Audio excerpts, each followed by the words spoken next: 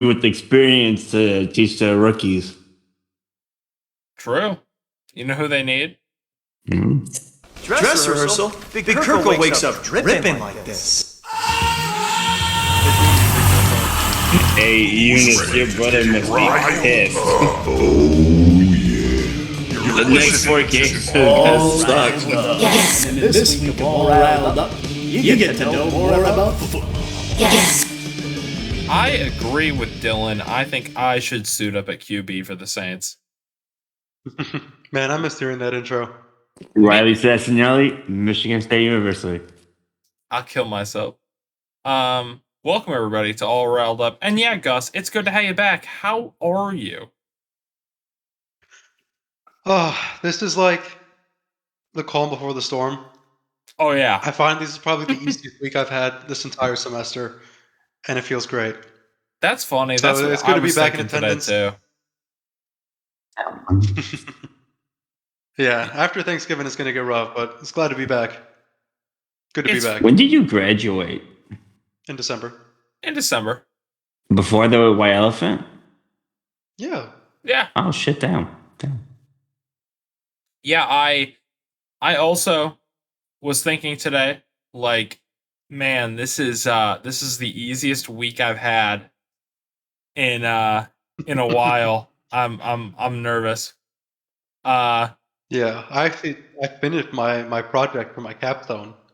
Really? Which is why my schedule has gotten significantly lighter, yeah. Dude, you have no idea how good it feels. Oh my god. Bro, That's isn't hardest it class such I've a ever weird taken. feeling, though? Just sitting in your room doing nothing at like 5 p.m., just feeling like you're missing something. Yeah. Oh, I started a Minecraft world. I've been busy.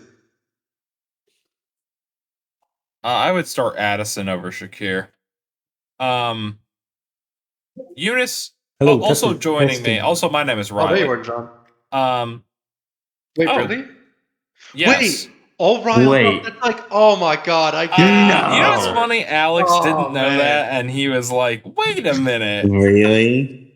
Yeah, I was like, "Are you fucking kidding me?" Like, it's so obvious.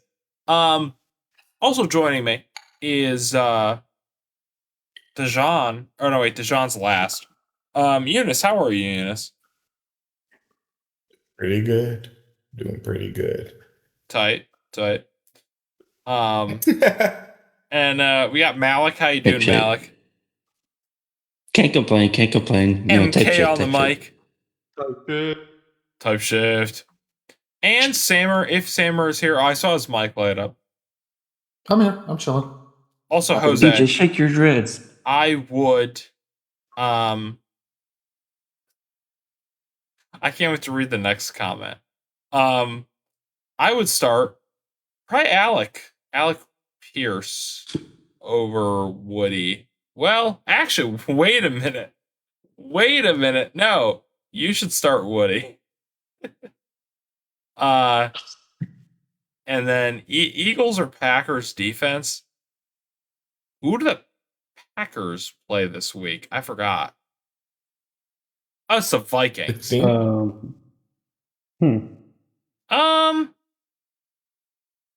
Gosh, probably the Packers. And then who do you think is going to the Super Bowl this season? King JZC said either it's going to be a Titans versus Saints show, and I agree. I think that will happen. Friend. No, I think it will be Eagles versus Chiefs once more. You mean Patriots? I think it will be Patriots versus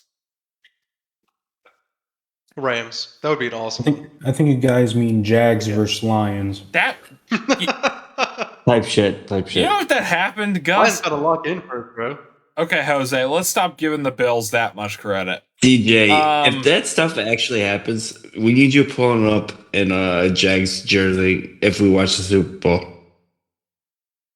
Drop Jacoby for Emmanuel Wilson.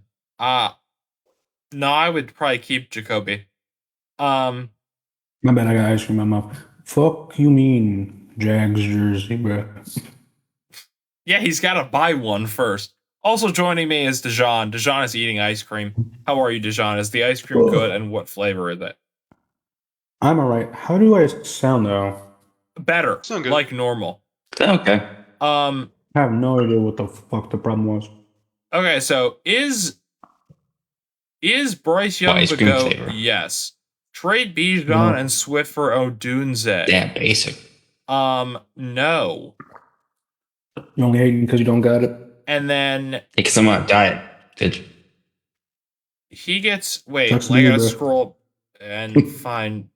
Oh wait, JSN for Jimmy Keep G. doing that W stuff, bro. trade. Yeah, W trade. Who do I have for I'm gonna text- MVP this season? All the fantasy football people. We're getting the real Chads who ask actual football questions, which I enjoy.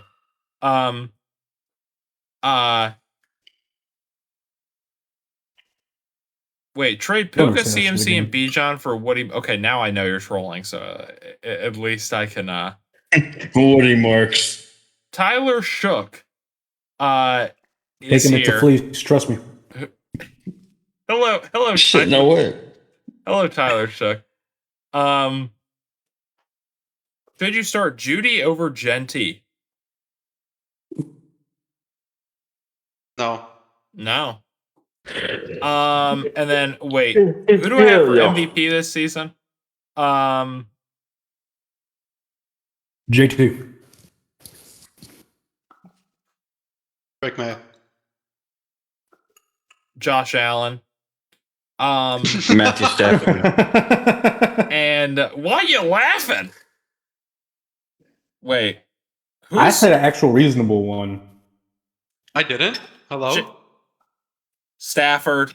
Bro, Nah, Probably Kyle Stafford. Pitts. Kyle Yeah, Pitts, Drake bro. May. I think May is first in betting odds, but I think Stafford is gonna be doing it. via I put on FanDuel. Stafford's life. Okay, actually, via FanDuel, do you guys want to guess the top 3 in order? May, Matthew Stafford, Drake Stafford. May, Jonathan Taylor. I think Yes. Stafford, Jonathan Taylor, Drake May. I was gonna say Or Sam Drake May, Darnold. Stafford, Mahomes. Top 6 in order. Number 1, Matthew Stafford. Number 2, Drake Okay. May. Number 3, Josh Allen. Number 4, Ain't no way. Jonathan Taylor. Number 5, Patrick Mahomes. Okay. Number 6, Jalen Hurts. What? Jalen? Ain't no way in hell Jalen They Hurts is didn't top know who to 6. put at 6. Number Like 7. shit. Normally Lamar's here for us to slide him up there, but he fucking missed games. Hurts. Number 7 will also make you scream. Who's 7? Justin Herbert. Oh. Okay. They have Who Mayfield Lamar. up there? They have Lamar over. Mayfield is number 1. Oh, Mayfield. Sorry, I was thinking Stafford. Sorry. They actually have Lamar over both Herbert. Well, Herbert are tied, but in this order, Lamar goes above. They have Lamar over Mayfield.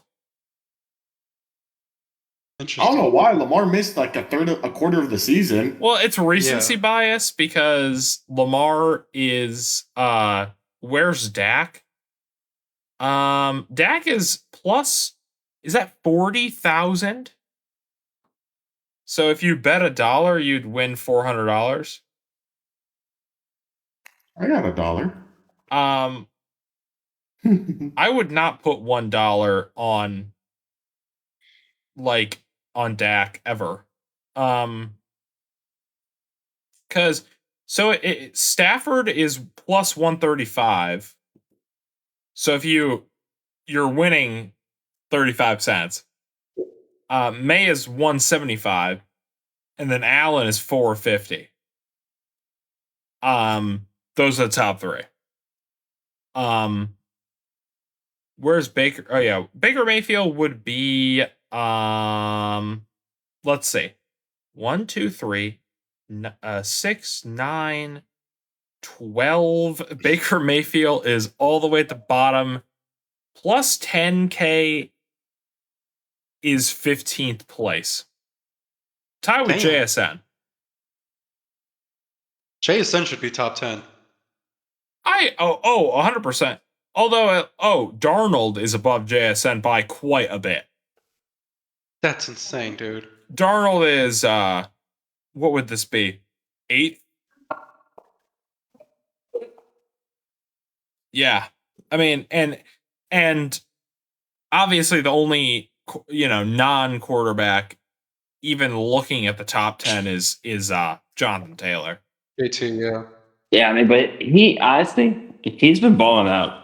Well, yeah, of course. Your brother really lucked out with that trade, with that pick. I was about to pick him. Who do you think is going to the Super Bowl this season? In all honesty, okay. Before we start with the recaps, if you had to pick 2 teams that you actually think are going to make it, who do you guys think will be it? I'm not gonna Eagles lie. for the NFC. I think I have nothing for the AFC. I generally cannot make an AFC pick. Like, fuck the bias for a second. Let's say Chiefs and Ravens, both of teams that not in the playoffs. They don't make it. I don't know. I genuinely don't fucking know. NFC, I'm saying either Seahawks or Rams. I'm going Rams. I think it's That's why Eagles I or was Rams before. in the NFC. But I have literally, this season is so crazy. Thank God. it really is. At least in the AFC. Yeah.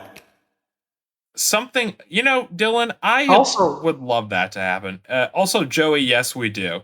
This is a mostly non-fantasy centered podcast, but we do, if you ask a question, I will answer it in the chat. Before we Also, move on from the Can we Super Bowl, mention? My bad. I was making money moves. What's happening? Can we mention how the Bears are leading the NFC North? Yes. Yeah, we can talk about it's that. crazy. How, bro, what? Okay, it's because the Packers. I think Riley said at the beginning, some on the lines of no matter how much the Packers try, Jordan Love is still Jordan Love. Yeah, It's Jordan. not, I don't even think it's Jordan Love. I think it's their play calling. Matt LaFleur You has think to you- stop calling the offensive plays. I've heard, we talked about that last week. Dylan, that's our other podcast where we talk about keeping up with the Kardashians recaps. Yeah, I love the new plastic she got installed. before That should be our off-season we move thing. on, I just want to It say, before we move on from the Super Bowl talk, if I see Daniel Jones wearing a Super Bowl ring before Lamar Jackson or Josh Allen, I'm gonna be sick to my fucking stomach. If The craziest I part would is rather Drake May. Oh, well, it's going to be Drake May. Let's be real. I No. will be, I And before I say something rude, let me check out the Bears schedule. think, okay, They got a pretty hard schedule. if I had to pick an AFC team, because my 2 NFC teams are either Eagles or Rams, and I really don't know who to pick because I think the Rams live or die by what happens with Stafford, because he's been fine, but every once in a while you're like, when I say fine, I just mean health wise. But when I say I don't know, there's been a couple games every once in a while where you're like, ugh, they're not putting up as many points as normal. You know what I mean? And Puka misses some games here and there, Yeah. But with the Eagles, bro, I could see them being first round exits because their offense is a joke. Their defense is amazing. No, The thing is, it's so good, bro. Their defense is I amazing. wanna- Their offense is a joke. I talk about it more in recaps, but for the Bears, I want to say yes, they are leading NFC North right now. By 1. Their second half is the harder half. Yes. They're gonna have a rough time. We'll see what happens. And I still don't know what exactly to say because I don't know who was injured when, or the whole situation, because this has been John's first season. So maybe in the early half he was getting used to trying to everyone's working, trying to get used to his scheme and shit. But you only beat the Raiders by 1. I don't want to be a bitch about it. Yeah. I mean, just to like summarize true. it in a quick sentence, all 4 starting cornerbacks for the Bears are on IR. Damn. I mean, yeah, like, I do agree with Brain Deprived, who says if Dallas was 9-2 and beat the teams Denver has, experts would hand them the Lombardi Trophy right now. The problem, Dallas's defense was for the entire. They did trade for Quinnen Williams, which I think is obviously a good trade. But they have to win out, and this is the harder half of their schedule to make the playoffs. But if the fucking Cowboys, and actually I think we're going to talk about this. I'm going to try to buzz through the recap so we can talk about this. Dylan, I don't know what that means. I have a date, no Dylan for the rest of the podcast. Oh, okay. Now I understand. No! I am so fucking stupid. Hey, good luck, Dylan. Good luck with your date. Lady killer over here. Well, you have fun, Dylan. God bless. Who y'all got winning? Colts versus Chiefs, says Neb. Well, spoilers, but I'm picking the Colts. Which I think might be the first time I picked against the Chiefs. Okay, hey, Dylan ruined it. I knew it. I saw it coming. I'm like, yeah, I didn't think about that. I was like, I don't know if you guys saw what he said, but oh no, well, good luck, Dylan. He's just playing. Good luck. He's just playing. This is the first time he's dropped the mask. We got him to crack. We got him to crack.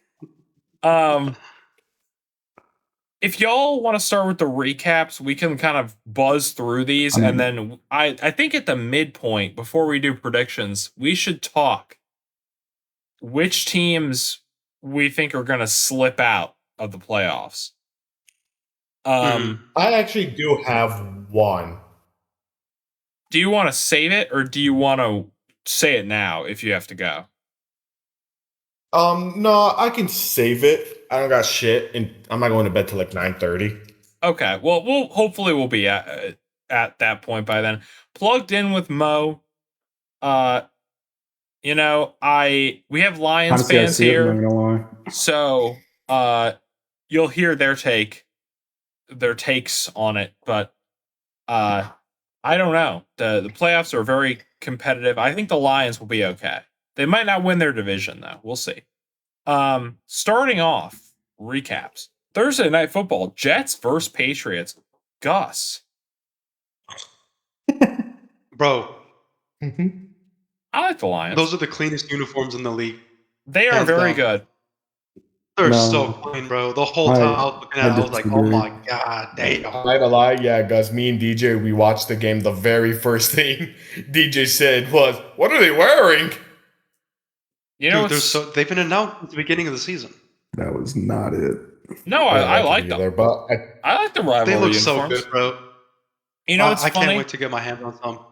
My little funny anecdote about this game was I was watching it and then I fell asleep midway through because I was so tired. And then Claire went over, turned my phone off, and I said, "What's the score?" And she goes, 24-14 Patriots. And I just went, funk. And then I just turned my phone off and went to bed. You wanted the Patriots to lose? Yeah. No, he wanted the Patriots to win.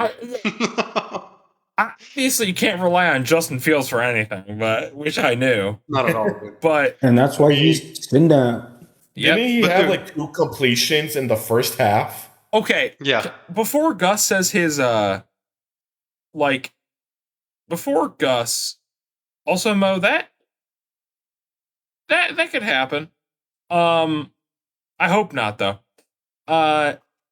Before Gus says his piece, I just want to say that first drive had me actually laughing from the Jets. Oh, from it the happens Jets. every game. From the Jets, not the Patriots, because Yeah, he it happens every game. was I actually was laughing, and when I wasn't laughing, I was screaming at my phone, "What are you doing?" Because Scramble! he scrambled every it was not only that, it was so obvious. It was like he was playing actual Madden. That's what I thought. I was like, man, this is what I do. And we didn't do anything about it! I know. That's what that was so funny. And it worked! And it worked. Dude, when I play Madden, But then you always... got tired to throw the ball the rest of the game. Yeah. When I play Madden, I always start when I play franchise, I always start with the same play, and it always gets 10 yards. Exactly. It's a play action fake, and there's always one part of the field that's just wide open. You just go, oop. But Gus, what did you think about this game from the Patriots' perspective? Well, I'm going to cover this game briefly because I do want to go back in time after this since I've been away for so long. But we should have stopped Justin Fields that first drive, but the most notable thing about that game were Travion Henderson legacy game and how fucking good our rivalry uniforms look. Mm-hmm. Those are the only two major takeaways from that game, in my opinion. The Jets played exactly as they should, exactly as expected. Yeah. And I mean, so did the Patriots. Honestly, it wasn't a must-win game. It was like there's no way they can't lose game, and it's exactly what happened. Drake May diced up that defense. Travion Henderson was an absolute madman, dude. It was 5 touchdowns in 5 days, bro. That's insane. Coming from a rookie like that, all to be running back too as soon as Stevenson comes back against the Is Bengals. that actually? Probably. What will happen with Henderson, you think? Yes. Also, That's my Diablo, no. No. It's been a long time, bro. But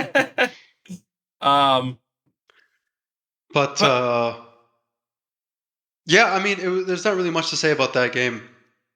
Patriots won like they should have. There wasn't really any outstanding plays. Everybody played like they should have, except, oh my God, Milton Williams, high ankle sprain. I'm so upset because he's going to be on IR. I heard about that because he'll miss both the Bills and the Ravens game. I mean, so that's going to be horrible. a really tough loss. That's going to be a really tough loss. So we'll see. The thing is with our roster, it's very shallow. We don't have depth in pretty much any position. So I wonder how we are going to compensate for that. Because I think we can. I mean, just look at the Patriots have one of, if not the best rushing defense in the league. So although losing Milton Williams will be a big impact, I don't think we will suddenly plummet. But I guess we'll see what that effect is, especially since we're going up against Chase Brown and the Bengals. So I guess we'll get an idea for what's to come against those bigger games. But I mean, besides that, going back in time a little bit, that Tampa Bucks game, Tampa Bay Bucks. Oh my God, that was so good, dude. That was crazy. How can you watch that game and not call Drake May the MVP? Some of those throws he made were absolutely insane. Now, I will admit, in the fourth quarter, Drake May had a very, very tragic redacted, and I saw almost cost us the game. Also, Diablo, which celebrity?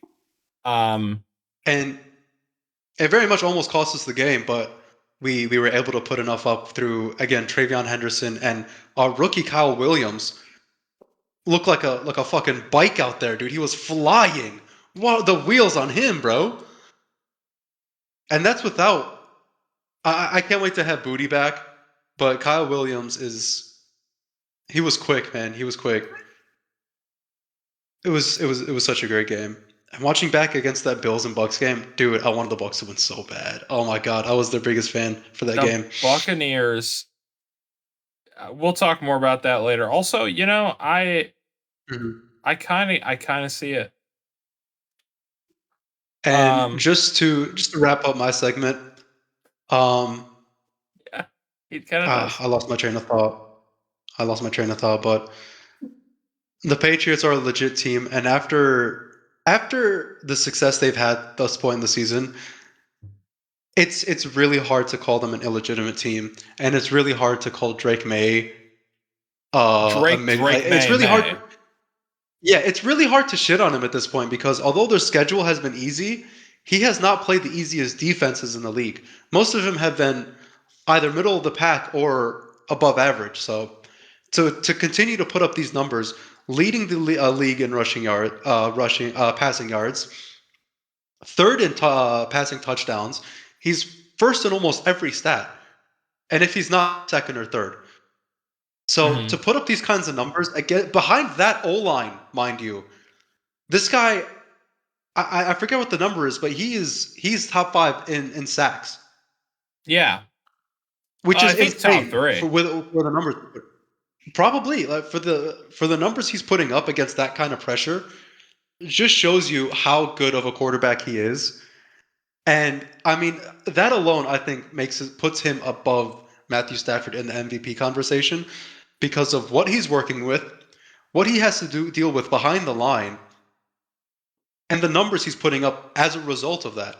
It's absolutely insane. And Mike Vrabel was probably one of the best acquisitions we've had. Not just like this offseason and in the past few years. He's completely turned this team around with just the locker room presence, the morale, the mindset.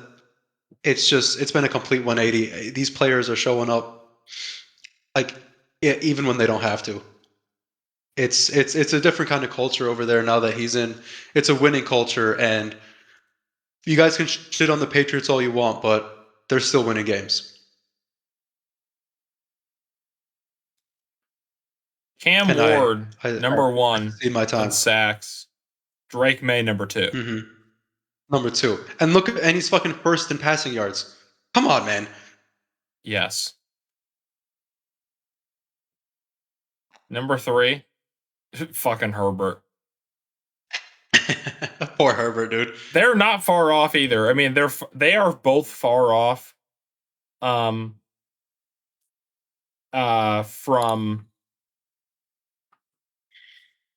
number 1 though. Poor Cam Ward's getting eaten alive, dude. Bro. And he's a good quarterback, dude. He is a good quarterback. I've seen like some of the clips. He has flashes of like a legit a legit top tier quarterback. It's just look at the shit he has to deal with absolutely zero weapons. The worst O line, one of the worst O lines I've ever seen.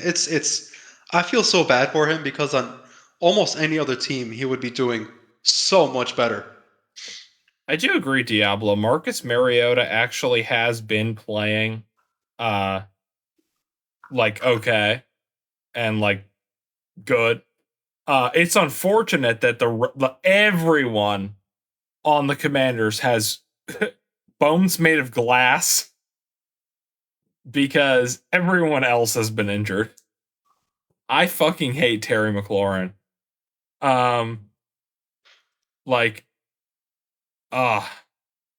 Someone I wonder what will happen with the Commanders, but that's an issue for a different time. Did anyone have anything to say about Jets?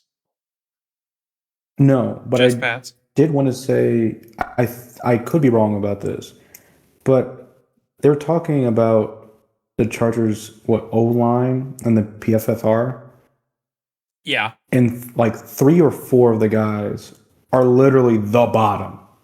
Oh, yeah, because they've had so many injuries at O-line. I think what's his face is on IR, Joe Alt. Yeah. Also Diablo, yeah, we'll talk about that in a little bit because Shadur got his first game. Yeah, and that's right. And he'll be starting on Sunday. But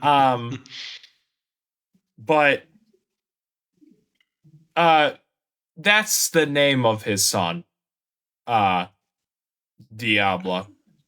It's Shadur Sanders. But no, Dejan, they have like their whole O-line. They even traded for more O-line help, and it's still not good enough.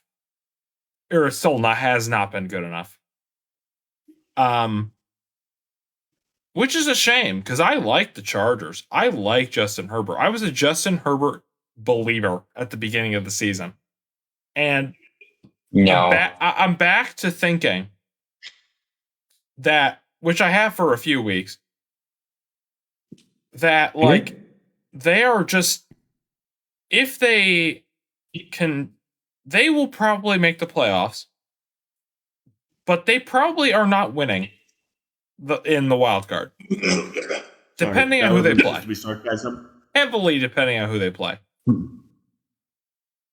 What did you say? Did you see that loss this week? I was like clearing my throat, but like it sounded really goofy as fuck. It did. So I'm like, oh fuck, they're gonna think it's sarcasm. That is, and it's funny you saying that made me think even more it was sarcasm. Like I was like, what are you talking about? But yeah, no, Malik, you're right. I mean, like they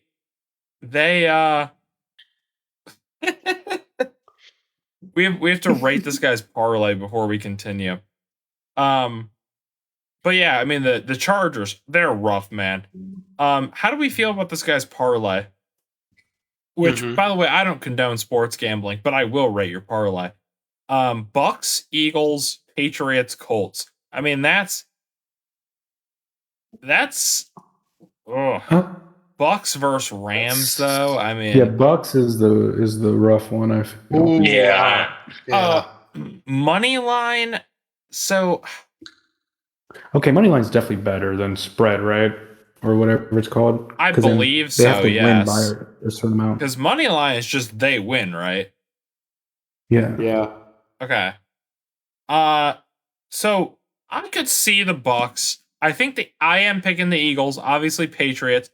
Colts, I feel like the Chiefs might pull some bullshit. So if it were like Rams, Eagles, Patriots, Colts, I would be able to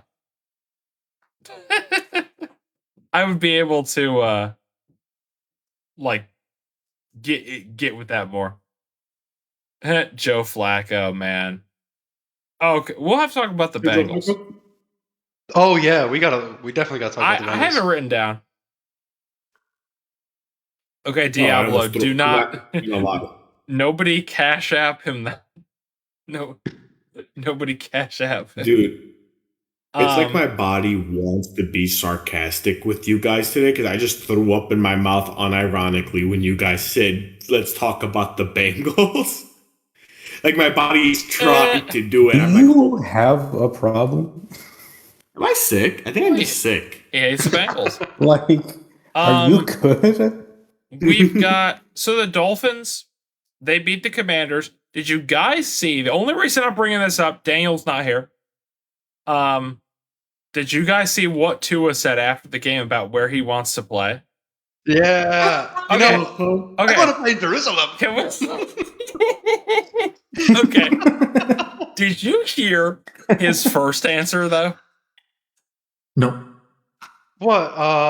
Hawaii. Hawaii. The question was, where in Europe do you want to play? Yeah, I want to play in Hawaii again.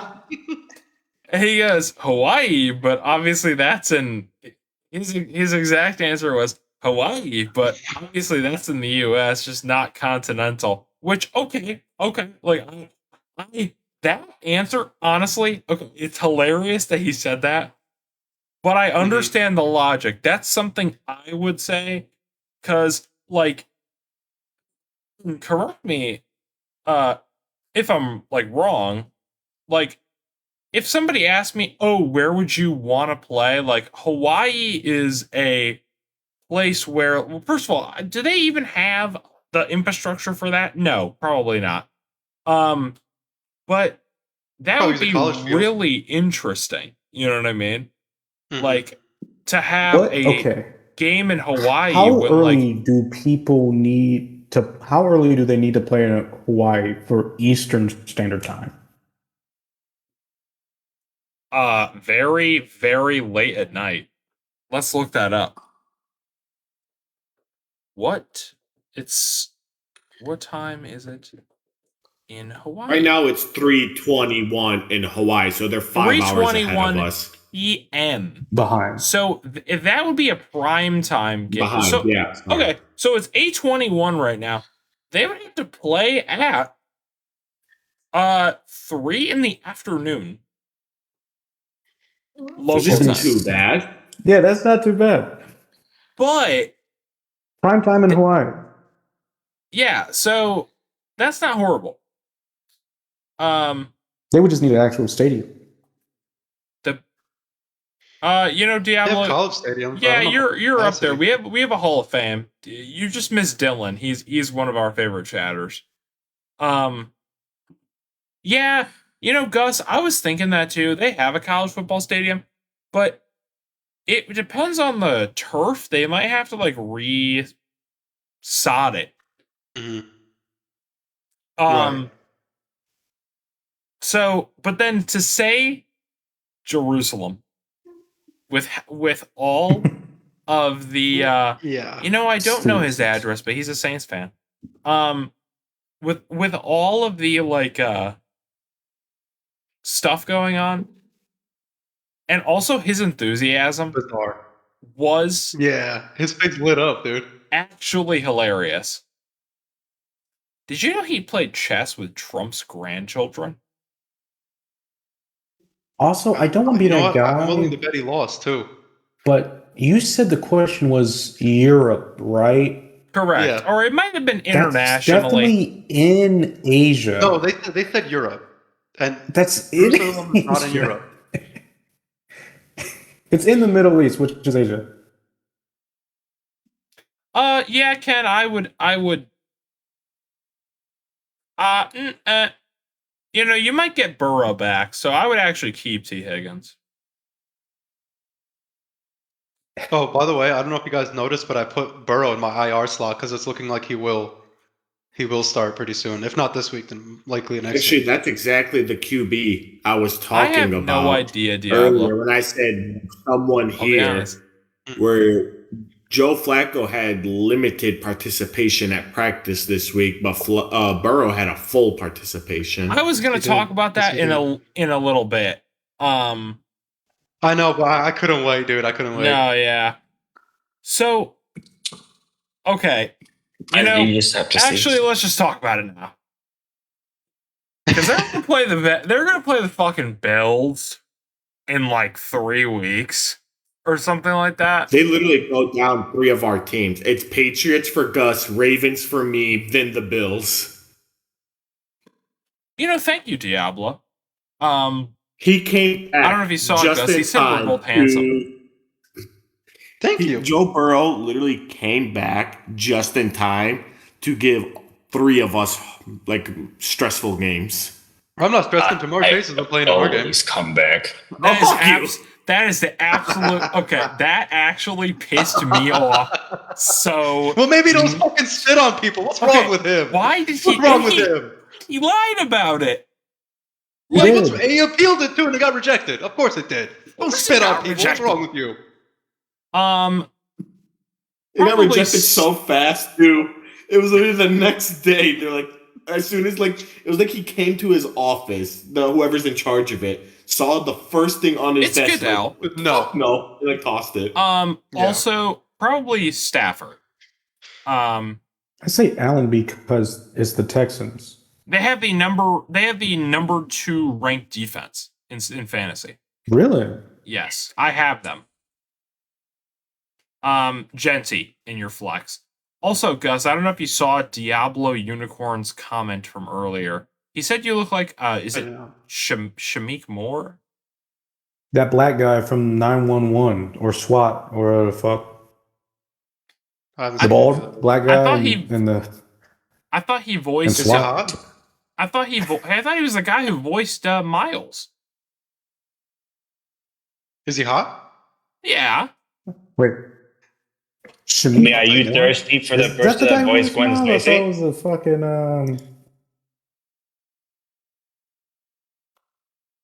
I'm scrolling back up. Search it up.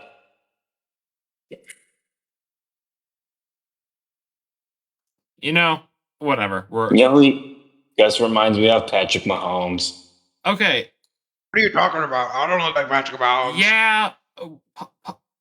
The bandana and the haircut, because I'm thinking of last year's photo. Here's my problem with Josh Allen, right? Other than him being a fucking terrorist. What the fuck, man? And I don't like to say that. Well, at least he's not Freddy Fazbear. I don't know what that means. You're allowed to say that. He, or as everyone on Twitter calls him, White Bison. Derogatory. Apparently. The Texans defense is so good. That game is going to end 17-10. And it ain't going to be the Bills with 17. Big Six City. Yeah, honestly, probably. So they opened up the practice last week. They opened up Burrow's 21-day practice window. This week, he was a full participant at practice for the first time today. Yep. Do we actually think he starts? Now, here's the catch. I want to say one thing before you guys give your answer. The Bengals currently are the 12th seed, 3-7, and 3rd in the AFC North. Now the Ravens, and this is no hate to Eunice, I'm just stating facts, are 5-5. They are the 10th seed. Yeah. And the Steelers, for now, are 6-4. First. But Rodgers, if Rodgers comes back, so here's the issue.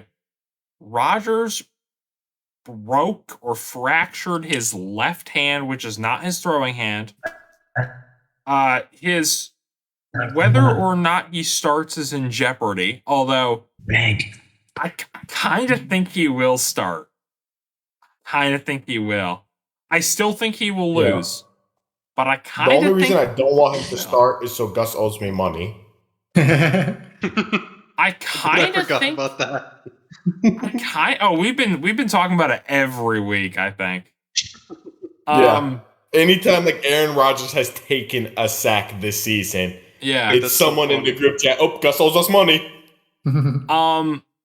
But yeah, so it's even the third place, the Bengals, they're only 3 games behind. And they haven't played the Ravens at all. Correct. They've played the Steelers. They're tied with the Steelers. I don't know who has a harder strength of schedule. That would be the tiebreaker. I can answer that. Or strength of victory. Between the three, the Steelers have the harder schedule. Okay. They still have to verse the Bills, the Lions. They didn't verse the Ravens once yet. So they got pretty much, let's say they split with the Ravens. They still have 2 very hard games ahead of them with the Bills and the Lions. The Bengals are next in line for strength and difficulty. I'm not going to lie. You got the Patriots and the Packers left for the Ravens. My honest opinion is we lose one, win the other one. Gus can say what he wants. If he thinks it's the Patriots, then he thinks it's the Patriots. Personally, I think it's the Packers just because our O-line has been dog doo-doo butter cheeks. And Micah Parsons is he's pre-gaming the lube for what he's about to do to us. I do think the Patriots are a really good team. I just think defensively, like D line, the Packers have a better D line. Yeah, so the Bengals have to win out to be 10-7. And I just don't think it's possible. And you have to get help from, you have to hope that Stroud either is further delayed in his comeback process. Okay, so you're counting, if you're the Bengals, you are counting on the Steelers, Chiefs, Ravens, Jags, Chargers, and Bills. I'm going to be honest. To shit the bed. Yeah, that's exactly. They have to go 7-0 or 6-1, and then everything else has to fall in place. Do you think Burrow comes back? View? Mm-hmm. If I can get an he's unbiased coming back view, next week. I want Gus's opinion on this. I think it's only if they have chances at playoffs. He's coming back next week. Yeah, if they can play him, they will play him. What do we mean next week? Too much money after the Patriots game. He costs too much money to not start him. Exactly. True. I'm going to be honest. You know what? I'm going to ask for DJ Sammer or Malik's opinion on this. We're going everybody. So is Burrow coming back? When is it happening? I think if he can come back this week, he's coming back this week for the Pats game. So Gus, what is your official answer? Next week. Not this week, next week. So that is versus the Ravens. Okay. Yeah. Thanksgiving. Yeah. So, Thanksgiving. Oh, December 7th, man, it's gonna fucking kill me. Yeah. Honestly, I think next week, if they win this week, next week I'll definitely play. If they lose, actually, I'll ask this after. Sammer, what do you think? Probably next week if I had to take a guess. Sammer was the 1 year rare. So, what I was going to say for the Bengals thing, for the whole. Oh, I'm sorry, DJ. My apologies. Next week. Okay. I think if he can start this week, this week. If not, I guess it is next week, but that would be really stupid. I know he's costs a lot of money though. But what were you gonna say, Eunice? I was just gonna say, because earlier you were talking about them winning out. Yes. And I just wanted to say that's not fucking happening because their defense. It's so Trey bad. Hendrickson is now on IR. So minimum he's out for 4 weeks. Okay.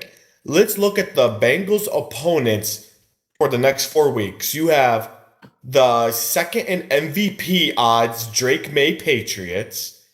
You have the Ravens. You have the Buffalo Bills. We're losing. And then you have the Ravens again. Hey, Flacco or Burrow losing that. Their defense is so bad where I don't know if they can go 4-0 against the Patriots, the Bills, and the Ravens twice. But then you have Dolphins, Cardinals, Browns. Let's not even worry about that right now. I'm saying without Trey Hendrickson, they have to verse those 4 teams and go 4-0. It's not happening. If they do, Joe Burrow gets MVP. I don't care. Does he get comeback if okay, Malik, mute your mic.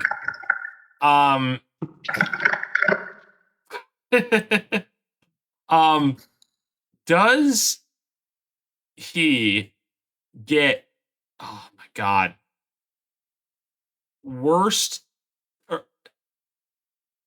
least points per game defensively? Texans, average of 16.3 points per game. Defensively. Bengals, average of 33.4 points per game. You know who the second? That is the worst in the NFL. You know who the second worst in the NFL is? And keep in mind, that's before Drake May, Josh Allen, Lamar Jackson twice. Someone needs to check on the Bengals defense post 4 weeks from now. The Cowboys are number 2. You know who the Titans have less points per game allowed than the Bengals. And they both the Bengals haven't even been versing powerhouses. They've played. They just lost 34 points to the Jets, 47 to the Bears, 39 to the Jets. I said Jets twice. I meant Steelers 34. Yeah. They let Justin Fields and Breece Hall put 39 points on them. What is Drake May and Josh Allen about to do to them? We might see NFL back-to-back. Drake May is about to break the NFL record for most points in a game just for Josh Allen to break even that the following week. Drake May will have his first 300-yard 80 passing points game this week, and then he hasn't even had the 300-yard game. And Josh Allen will have his third 6-touchdown game in his career. Hey, Gus, you just said Drake May hasn't had his first 300-yard game. You ready? Yeah. Are you ready? It's Sunday. That's happening Sunday. It's this Sunday. Mark it in your calendars. Anybody watching, Drake May's guaranteed first 300-yard game. I actually would put money on that. Is the worst part. I'm not gonna lie. Well, no, because do they take him out? No. Do they No, they wouldn't take him out because he could do it all in one quarter. He could do I'm it not in gonna lie. half. The only way Gus is gonna be upset during this game, Patriots win is guaranteed. Let me say this straight out the gate. Obviously. The only way Gus could be upset is if Drake May doesn't get 300 yards this game. I win as a win, dude. I would not be upset if we win. That's the only thing that could be sour about. You can be sour with a win. I beg to differ. I mean, you were pretty sour last week. Me? Yeah. Not the Jets, the week before. What game were you watching with us? Oh, the Falcons. I wasn't even thought about the game. I just can't stand watching it with you guys. I feel like that was more of it was such a close game. The environment he was watching it in, and not the actual game. Dude, I was literally saying this afterwards. I'm like, oh my god, this win is ruined because of what I had to deal with in call. Which, for the record, Riley, I was super nice and kind. Oh, god. Oh, brother. I was an asshole. Okay. So let's talk. Yeah, tell how it is. About. Oh yeah, you're next. Yeah, the Bills game. I'll keep it brief. I think it's funny that Keon Coleman got in trouble. And wasn't allowed to play. At first, I didn't know if What did he get in trouble for again? So I thought that was I heard about that and I thought it was bullshit. And then they straight up I was shocked that they confirmed that it was true. He apparently this is not the first time, but he's missed multiple team meetings or he's been late. Mm-hmm.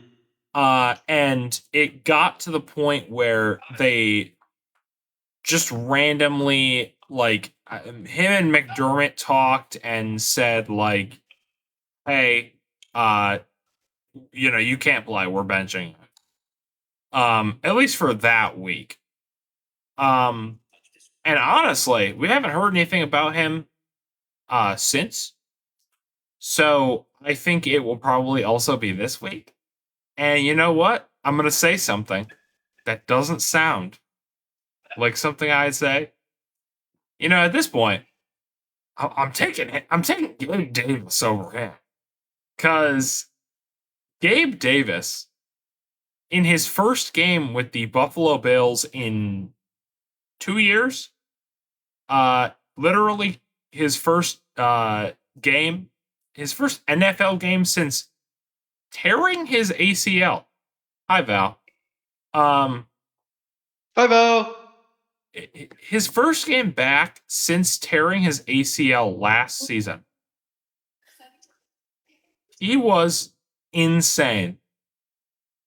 And I was like, oh my God, of course he's coming back and he's like good again. Of course, after I shit on him for like months.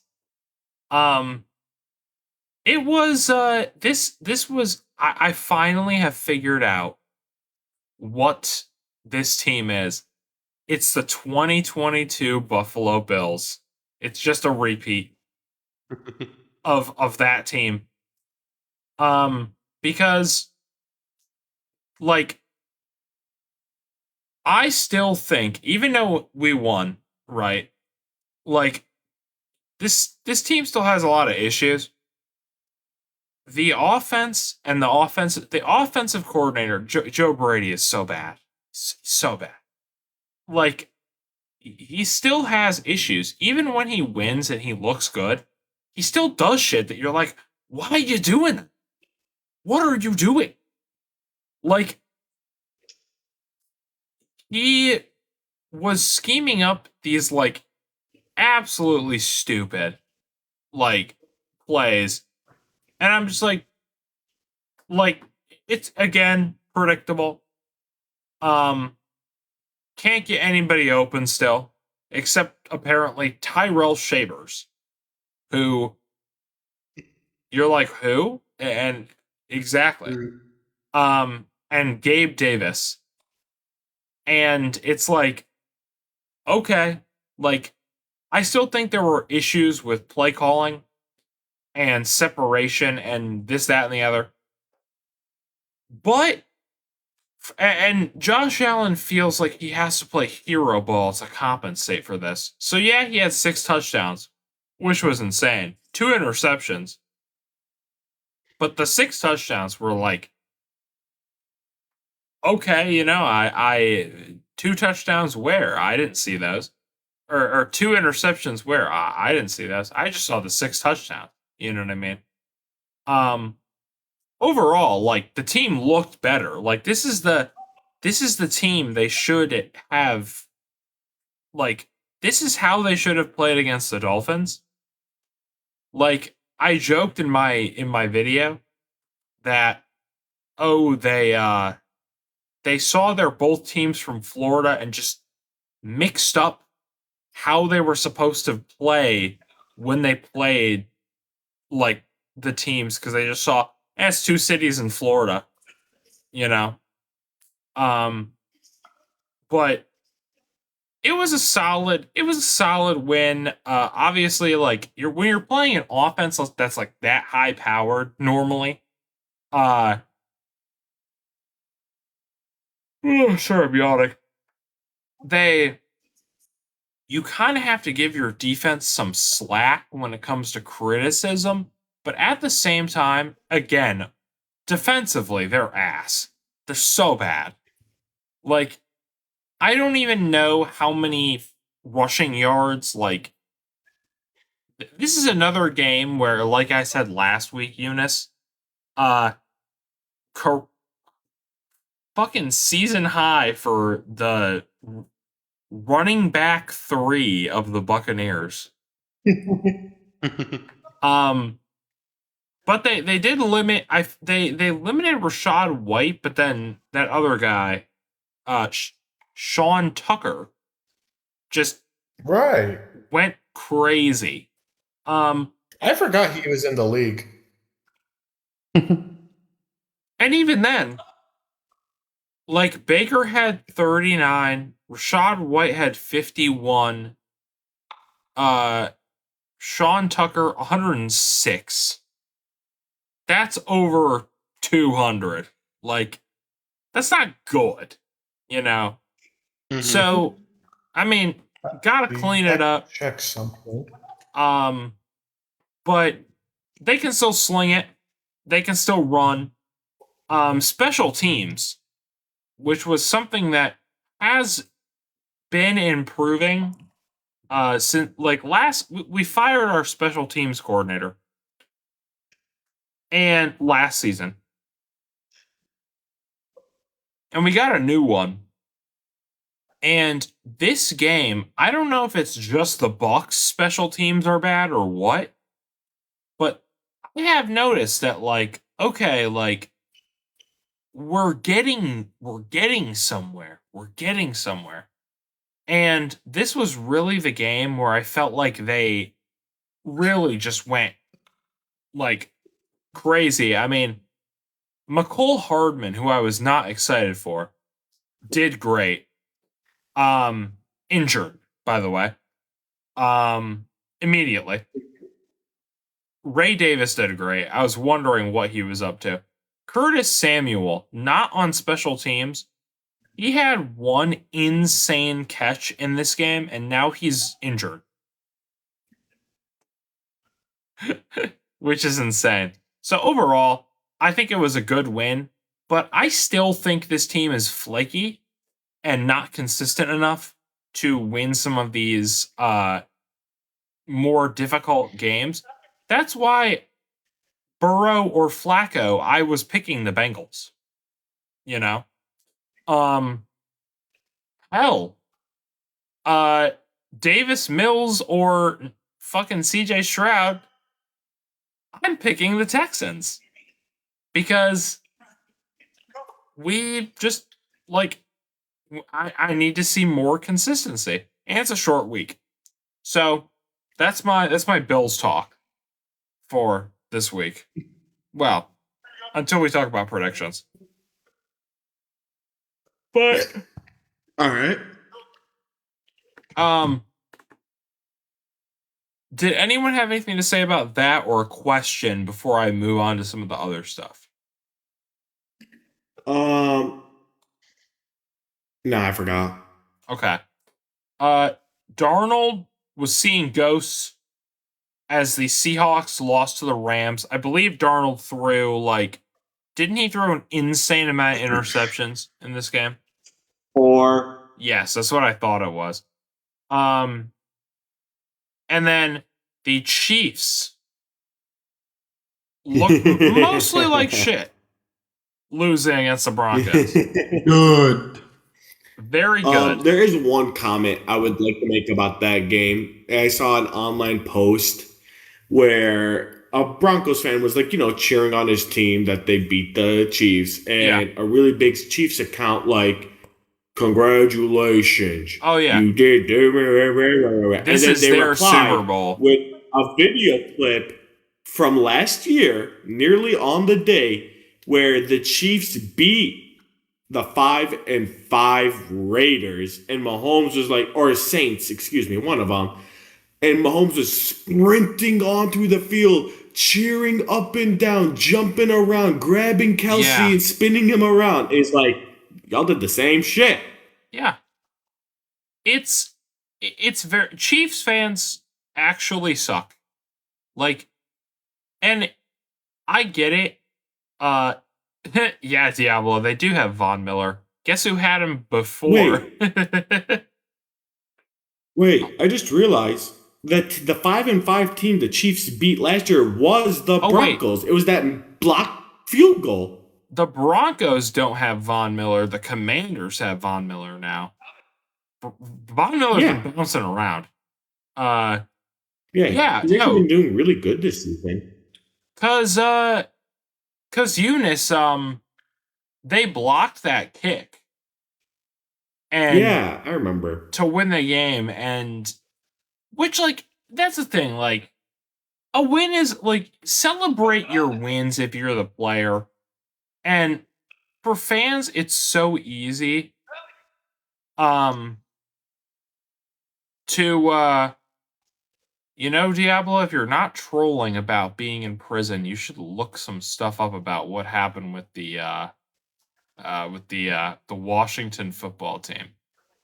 A lot has changed. Yeah. Just look at Washington football team. Then how are you watching on a computer? But I guess that could be the case. But you could just use Google on the computer. Anyways. That tripped me up.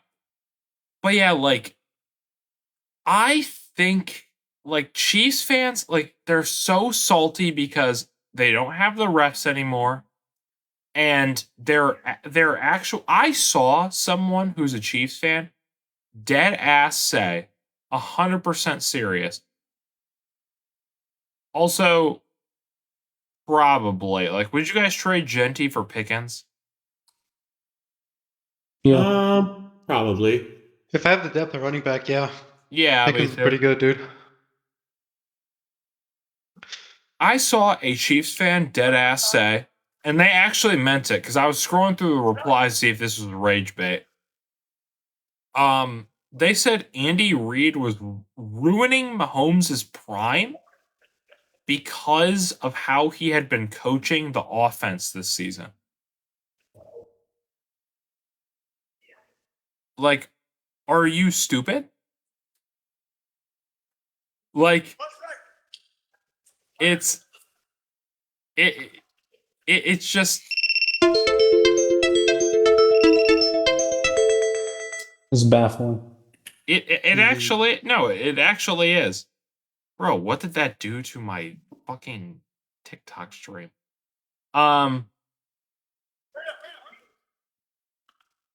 But yeah, like, I don't understand Chiefs fans. It's that, like, when you're on the top for so long, even though it's only a few years, you you know, you just kind of get that attitude. That's why, like, no matter what, like, people, I have not seen the 1989 Rose Bowl. I should look it up. Like, people are going to hate you no matter what. And I hate the Chiefs. And I'm glad they lost. We'll talk about them later, though. Lions versus Eagles. Who wants to start on the Lions side? Oh boy. Oh, I guess I can. Yeah, Deshaun, go for it. Let's see. So let's get the first thing out the way. Defense played amazing. I don't know how else to say it better. They played amazing. For the Lions' first drive, Goff threw an interception, I think, on the third play. And so they're at our 30, and they only get 3 points from that possession. I think that entire game, Eagles only had one good drive. Yeah. So defense just played out of their fucking minds. It's a shame that our offense did not play to the level that the defense deserved. Yes, you should credit Eagles defense. Also an amazing defense. Well, I could, I guess, say it's this, it's that for excuses. But at the end of the day, we did just play offensively bad. St. Brown, I've never seen a game like this out of him. Yes, Goff did throw some. What? I'm sorry, my sister just fucking texted me. What? Oh.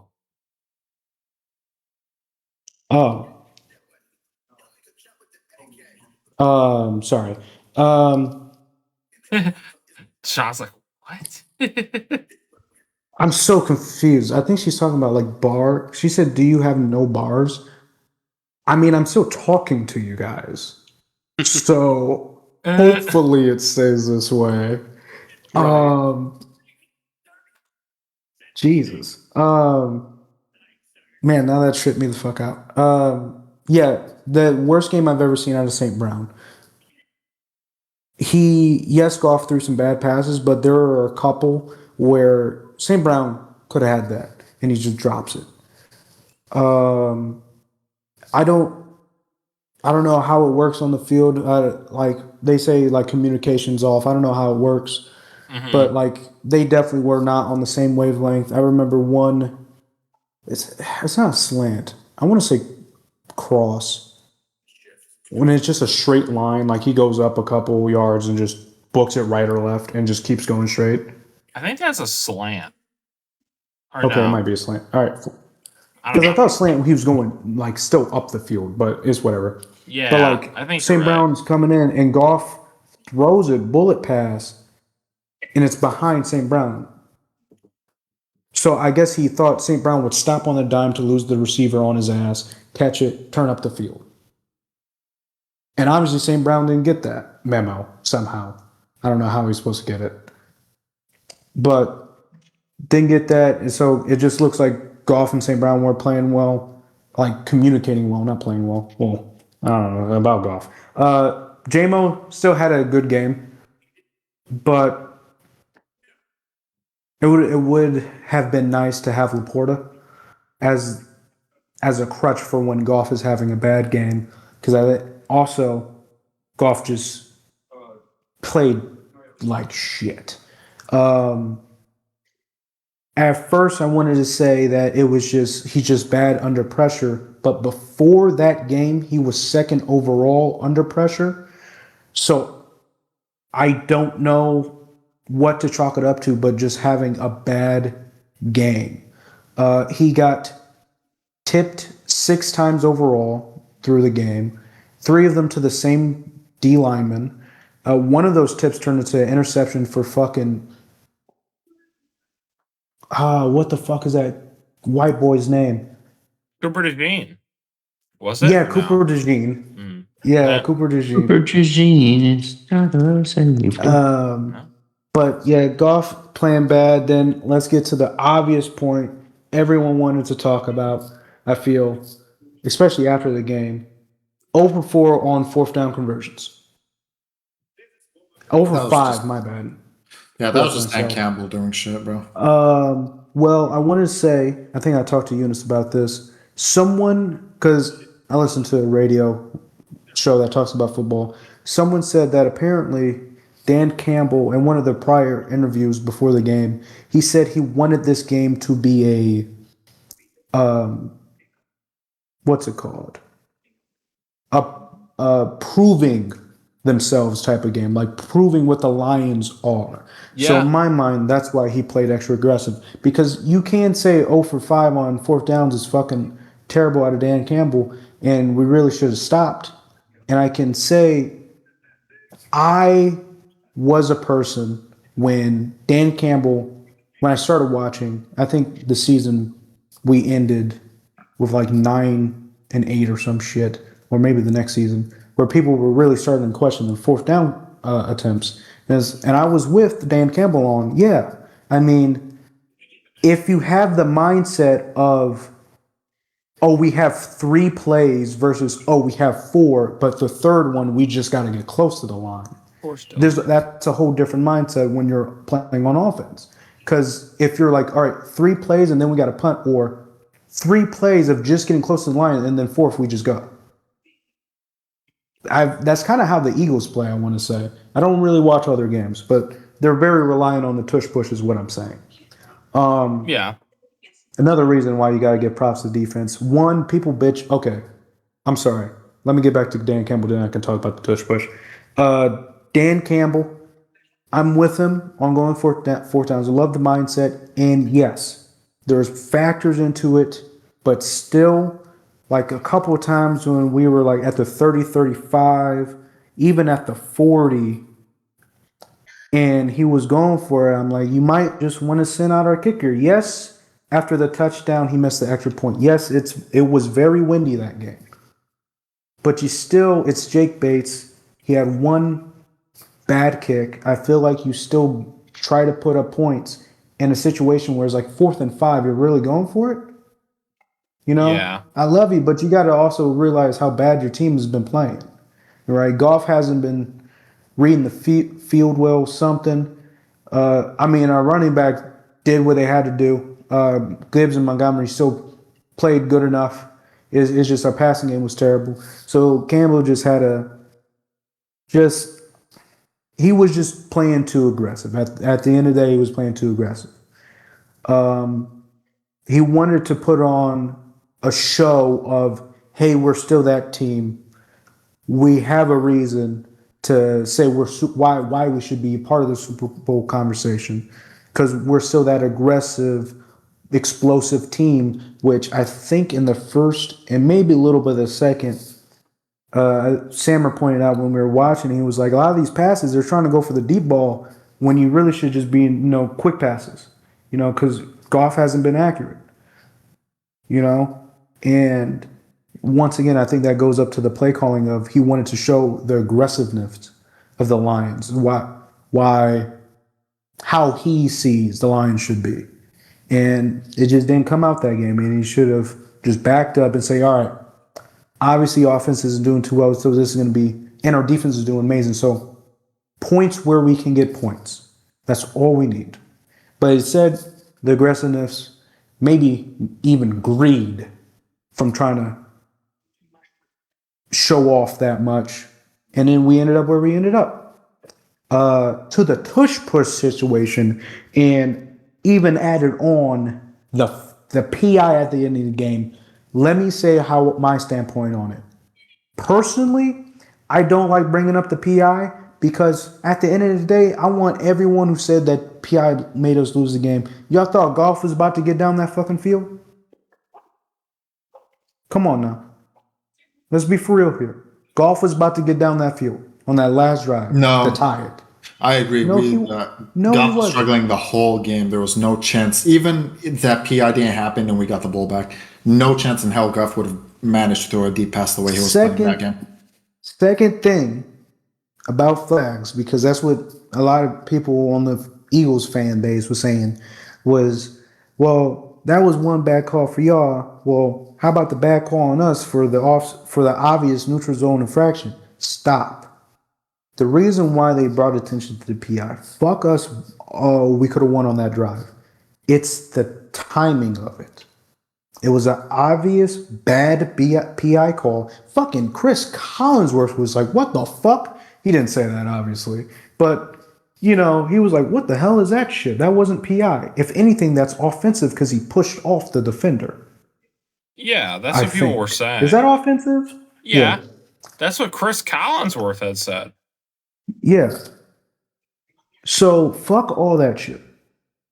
The situation where your old lineman fucked it up for you, yes, that was neutral zone infraction. What your offensive lineman should have did was not cross it, touch him, and then bring your hand back. Because once you go into the neutral zone, a defender can go in and out. It's either when the ball snaps or that's where it gets tricky. Because is it offsides or when is it offsides in neutral zone? I'm gonna just finish my thought. When the ball snaps and the refs throw the flag and say, "All right, defense, you fucked up." For offensive linemen, you can't go in and out of the neutral zone because as soon as you cross that line, you're in the neutral zone and you bring it back. That's movement. And guess what that is? A false start. And that's what the flag you got. You shouldn't have been fucking waving your hand in the fucking neutral zone, tapping the guy's hand like, hey ref, that one, trust me. If the ref saw your hand, he saw his. You don't fucking interact. You let it happen. Mm-hmm. 2, just another plus for the defense. We stopped the tush push, actually. And maybe that's why Campbell said what he said before the Eagles game of why ban the tush push, which he did make a valid point of like, you shouldn't, because at a certain point we're going to get to he said he obviously over-exaggerated, but he was like, all right, we're going to get to the point where no more pads for a football game. All of a sudden, all football games are 15 fucking minutes, because everything's been ripped to fucking pieces, picked at, pulled, when everyone has their niche.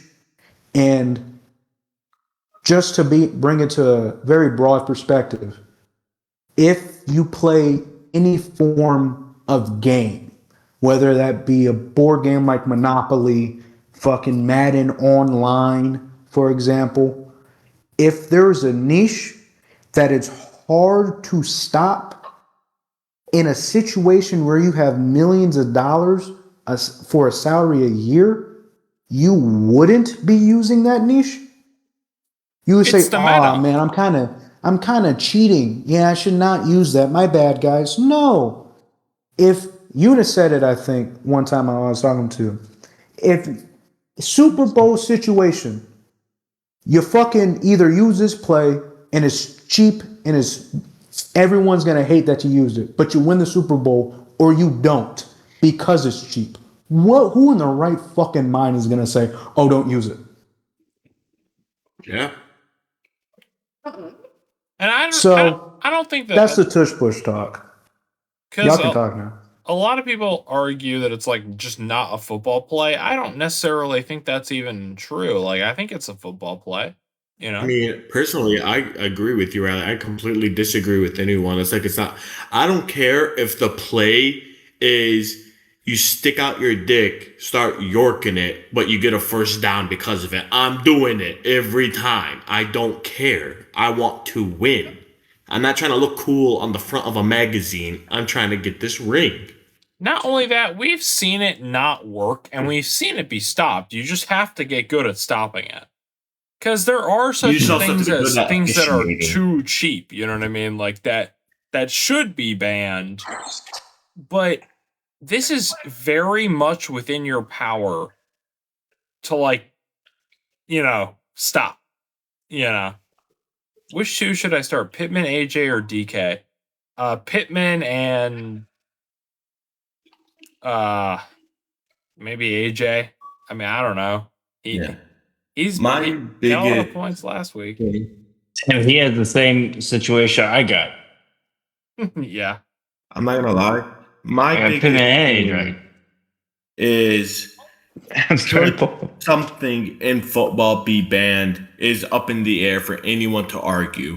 Mm-hmm. But for the time that it is legal, spam it. I don't care. I don't care if the Ravens get beat by the Eagles 1,000,000 because all they did was tush push. They won fair and square by using legal plays. Yeah, I mean, I think it should stay legal. I think it should be better officiated. Because that is the problem. At the end of the day, that is the problem. But that's not that has nothing to do with the players. That's the NFL who isn't actually properly requiring proper training of their reps. Start fucking requiring your refs be better trained. That's as simple as that. Or they can do what they did with the onside kick, where a lot of teams were doing it too much, overusing it, and that's why they made it where you have to announce it and then they put it under review. If you're really this desperate for keeping the tush push in the league. Yeah. Which will slow down the game, don't get me wrong, but I'm just saying that is a instant solution that will fix the tush push permanently. You already, when someone is going for a tush push. It is very obvious. I'm talking about they have to review it where it's like, oh, this player wasn't lined up properly, did not count. Like how they do for onside kicks. Okay, I'd be fine with that. Because really you're only doing it on fourth down or third. It's really anything on end one. 4th and 1, 3rd and 1s. Yeah. Or inches or less. Because if it's 4th and 3 or 3rd and 3, you're not seeing the tush push unless you're the Giants that one game. Yeah, no. You're going for a run or a short pass. Right. The game's already fucking slow. That would not slow it down very much. Yeah. All right. Malik, Sammer, did you guys want to say anything about the Lions game? No, it got pretty much covered. Everything was pretty much covered. Gus, did you want to say anything? I didn't have anything to say. I don't know. I think they covered everything. Yeah, Deshaun did a great job as always, Deshaun. Props to you. Really quickly. You know what? Can I get my flowers to DJ for a second? These last 2 years of how much he's improved at analyzing football. Oh yeah, he does a great job. Why don't you fuck me already? You Chris Collinsworth. Now here's a guy. Now, see, when we play football, when we play Madden when we do the Madden tournament at the Christmas party, Dijon can be the play-by-play announcer, and I'll be the color commentary, and I'll say, No, that's what you see. Yeah, he's a guy. That's what you see as Sammer Casender. Nah, I'll kick Sammer's ass. Hey, yep. The Tom Brady to your Pan Manning. All right. Before we go into predictions, because we're at the point, and Ravens I want to. What? Ravens game? Oh, I forgot about that. Eunice, what did you have to say about the Ravens game? Daniel Falale. I was so angry to the point where me and a small my brother was there for this. Me and a small crowd of Ravens fans took part of a chant for Fire Falala. Mm-hmm. Where we were all cheering it to the point, and I'm not making this up. Patrick Ricard turned to the crowd and did that nah thing with his hand. Hold on, wait. Let me see. It was the thing. That is hilarious. So we're being heard. Defense, nothing to say. I've been in love with our defense the last 5 weeks, and I hope it continues that way. Something I did want to say about that game, not about the Ravens. Shador Sanders got his first ever NFL start. He was given the entire second half to work with. Well, that's not a start. That's just his NFL debut, like the first game. Excuse me, his first NFL. He got his NFL debut. Excuse me. And let me say, I sent this to you guys as a message in the group chat. He didn't play that bad. He didn't play good, but he didn't really play bad either. Everything that I saw on the field was expected from somebody who apparently, by admission of the head coach, never got a single rep with the first team during practice, despite being the second string QB for over 3 weeks, which is insane to me. Yeah. And every time he was rolling out, he did a pretty good job. I think he only made 2 mistakes out of the 7 times he rolled out, which is not bad for your first ever time playing with this team.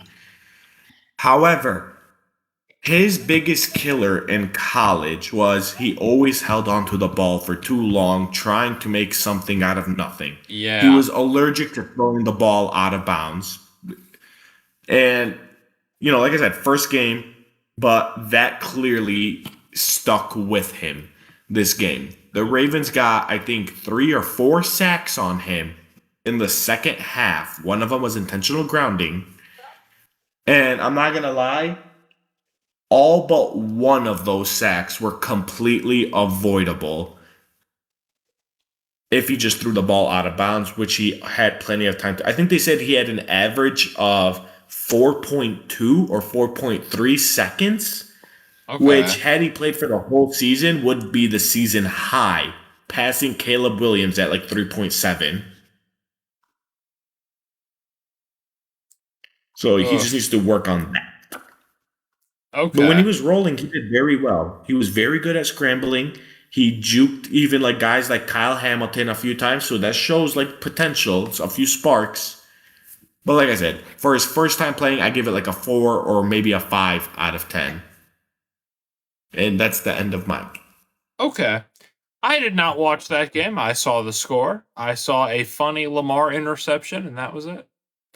The pick 6 one or the tipped one? The tipped one. Yeah. Daniel Falala. It hit his helmet. That's why it got tipped. I thought a defender hit the ball. No, it hit Daniel Falala's helmet. Yeah. I thought that was funny. So jumping in before we get to predictions, we're going to start with the AFC. I will read you guys the 1 through 7.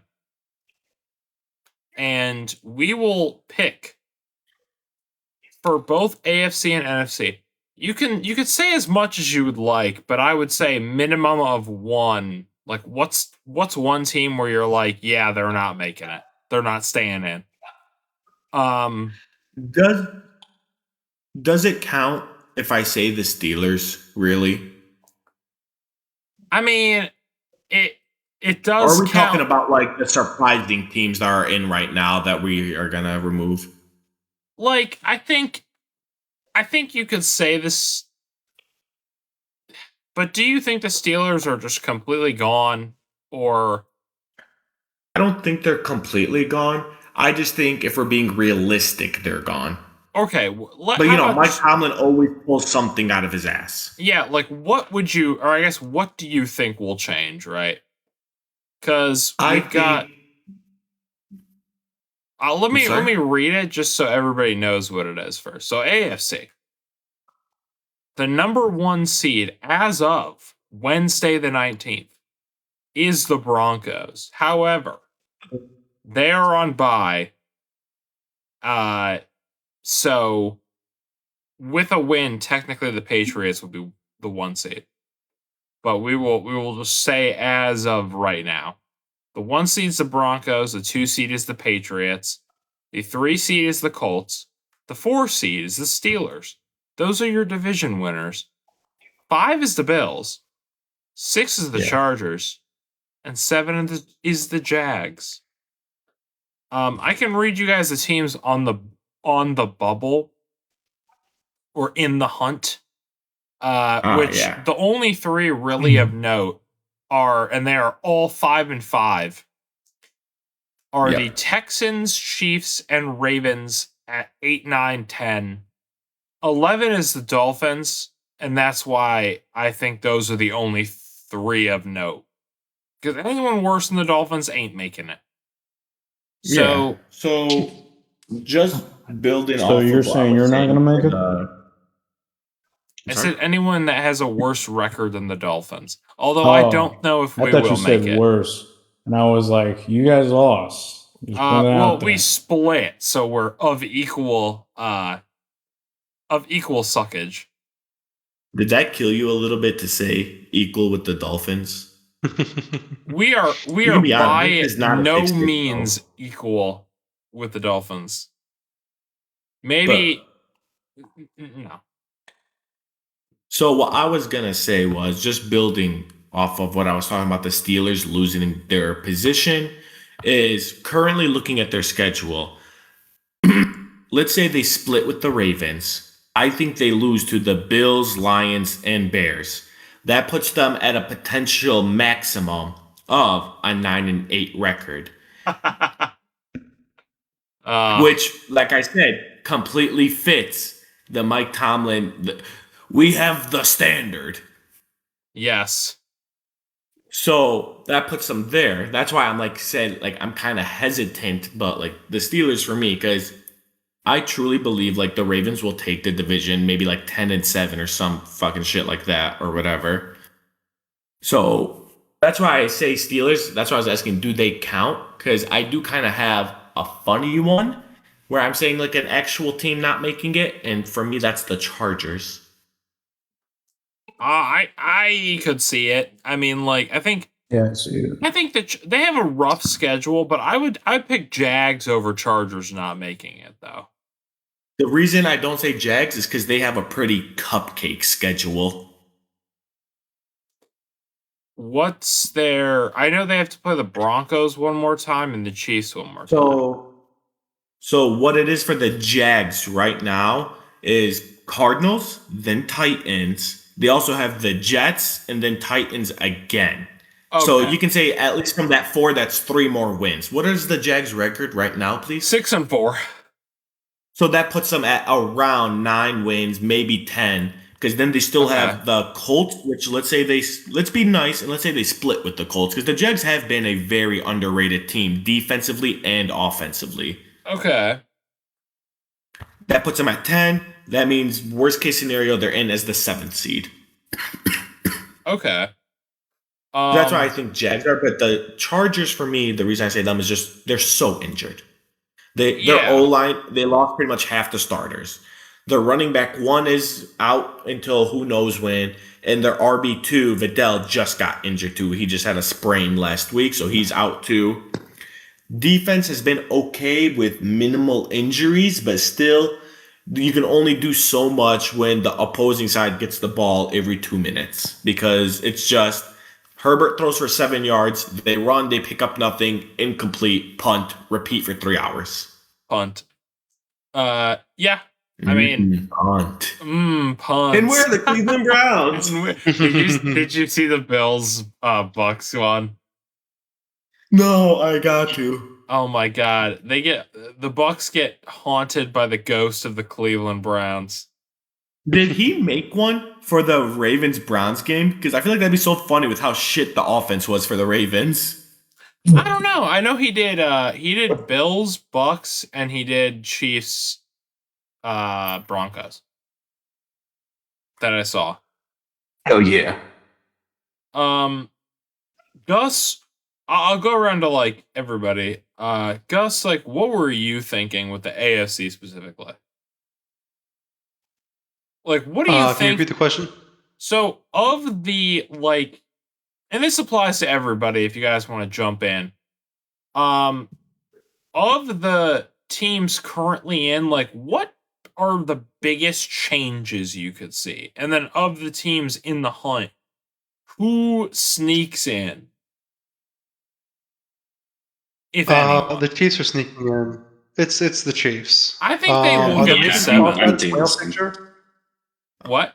I think the Ravens are going to take their division. Okay. I think the Chiefs are going to sneak in, and I think that will come at the cost of the Jags. The Jags. That is what I had in my thing as well. Mm-hmm.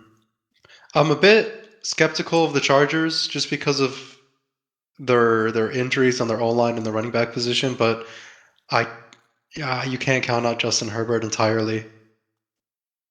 But those are the most major changes I see. I think the Colts are going to keep their spot. I think the Broncos are going to win their division. I think the Pats are going to win their division. That's about all the changes I really see at this point. I think if the Chargers... The only ones outside of the playoff picture... Sorry, I just want to say the only ones I see outside of the playoff picture that I think should make it in or will make it in are the Chiefs and then the Ravens winning their division. I think the Steelers might squeak in a spot but I don't think the Jags will be able to maintain. Steelers most likely miss, in my opinion. And if they get in, it is a 7 seed and a very quick exit. And I am the same way with the Chargers, where I don't think they'll win their division. They'll be either 6 or 7, and they will not win the wild card. I just had a realization that Gus might love real quick. If the Steelers get the 7 seed, the Patriots are projected to get the 2 seed. He gets to experience his first Steelers first round bye. 2 years ago, it was the Bills. Last year was the Ravens. Now Gus gets to show the Steelers the exit. Could you imagine? Like, no, don't even say that. Gus will strangle you. Aaron Rodgers beating the Patriots in playoffs one last time. That's his last game. He tears his ACL on the final drive as well, but it doesn't matter because they're already in field goal range. ACL taking a knee at the end of the game. Yeah. Dejan, did you want to say who you thought maybe, like, sort of the major changes? Okay, well... We're going to do NFC after this. Funnily enough, might sound crazy. Jags do sneak it in, right? In 7? Yeah, 100%. Okay. I mean, I'm just looking at their games left, so that's why I'm saying this. Cardinals, they can win. Titans, they can win. Jets, they can win. Titans is their last game in January. So that's, I fucking can't count. 1, 2, 3, 4. 7. 4. What? I was guessing. I don't know. 1, 2, 3, 4. I said 4 games. So that's 4 wins right there. They can split it with the Colts. And then we'll see with the Broncos. I don't know. The Broncos have been kind of iffy. And then if they split it with the Colts, well, 4 wins right now, they have 10 wins. So that's, in my eyes, you should be in playoffs. Right? I'm not saying they're going to make it far in the playoffs, but I can see them making the playoffs. who I think I'm in agreement with the Chargers just dropping out somehow. Let me check their games real quick. Ooh. Yeah, I can see the Chargers dropping out. I mean, everyone else, you know damn well the Steelers are going to find a fucking way to make it playoffs no matter fucking what. But yeah, anyone else above them, and I don't see why they would not be in playoffs. So yeah, I can see Chargers dropping out and just Jags squeaking by. Mm-hmm. Okay. Did I not answer the question? No, you did. I'm saying, I gotcha. Like, I could see that as well. I would like to preface all this before we continue by saying, like, I really don't know with this season, man. Like, it's so unpredictable that I was doing like Eunice was doing, like the ESPN playoff machine, and before class, and I literally was like, it's so hard for me to make a list because how do you pick with how inconsistent even like good teams are? How do you pick games that are a month in advance? You know what I mean? Right. Or not even inconsistent with how random ass like good teams not really performing up to their potential, and then there's the fucking Colts of it all, you know what I mean? Like, I'm sure they're gonna win their division, but how do you not just go, damn, I have like no idea, you know what I mean? Yeah. Sammer, was there any team in the AFC, because I'm about to do the NFC after I asked Malik, but was there any team in the AFC that like stands out to you as being sort of a major shift? Honestly, I've been keeping an eye a lot on the Patriots and the Jaguars. To me, they've been how do I say this? It's just a shocker for the Jaguars specifically. I did not expect this. Like the way they've been producing their games throughout the season. The Patriots, I guess, I mean, Gus can say how they've been building themselves and stuff like that. I don't keep an eye on that stuff, so I'm honestly just surprised. Pats haven't been doing shit. Yeah, I'm just surprised to. They're mid. I'm just shocked to see the progress. They're only second seed because the ref's been helping them. Let's be honest. Yeah, new Chiefs, the new Chiefs. Especially during the Saints game. Did anyone watch the Saints game? I did not. You know damn well no one watched the Saints game besides Dylan. Nobody even watched the Saints game. The ref had one out. Dylan actually was at that game. Drake May's deflating the balls. I'm telling you, Drake May's deflating the footballs. Flategate again? He learned from the goal. That's how you know we're back, bro. Yeah. But yeah, all in all, just I've been keeping an eye on the Jags. Who the fuck is honking at fucking 9:30? Knock on their fucking door. Brother, I am sorry. Avenue. Hear that shit every day. Jags, Patriots. This is specifically AFC, right? Correct. Yeah, just Jags and Patriots, really. Other teams, not much, really. Now, Malik, Here's there my input? Yes, was there a team that you think like, okay, maybe could slip, or just one that you see from like the wild card where you're like, they're gonna replace someone, I just don't know who? Definitely. I mean, Super Bowl contenders, the Jags. You gotta say the Jags Super Bowl contenders. I put DJ's life on them. Whoa. Oh man. DJ, don't take some action. Honestly, I'm being stupid right now, but are the Colts part of the AFC too? Yes. Yes.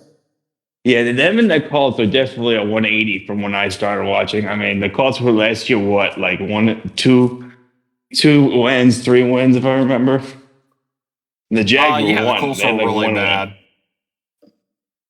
And it just flipped. So those are definitely 2 teams I think could take a spot, could overthrow somebody in terms of playoffs.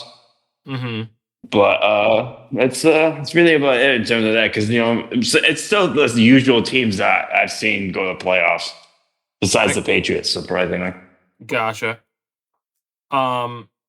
Next we have the NFC, which is, I'll try to speed through this one a little bit more. Eagles, Rams, Bears, Bucks. Those are your division winners. And then Seahawks, Packers, Niners. So literally the NFC is such a toss up. It's crazy to me. The only ones on the bubble that are worth mentioning are Lions, Panthers, Cowboys, but I wouldn't even really treat that very seriously. I'm gonna say my team, and then I'm gonna go to bed. Okay. So I'm gonna be honest. For me, even though they're leading their division, I actually think I still have to go with the Bears if I had to pick one. Just because, holy crap, if you guys haven't seen the schedule that the Bears are about to go through, it's insane. They got, right now they have the Steelers, but then they have the Eagles, the Packers, they get the Browns, the Packers, a healthy 49ers team, the Lions. Ugh. Right now, they're 7-3 or 7-4, one of them.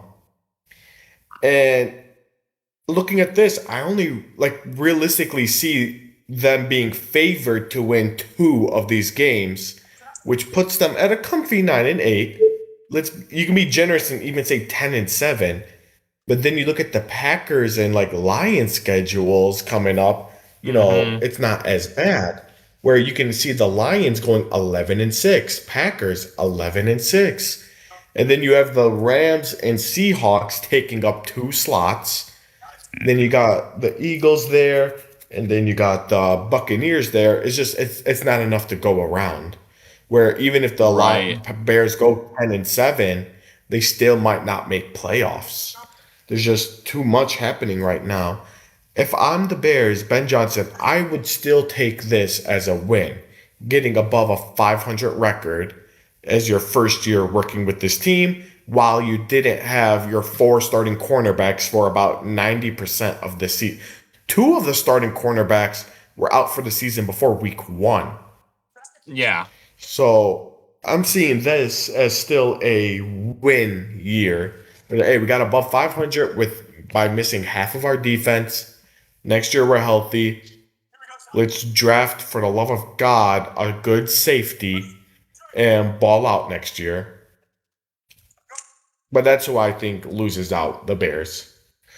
And I don't want to take up too much more of your time. I will be going to bed. Have a great night, y'all.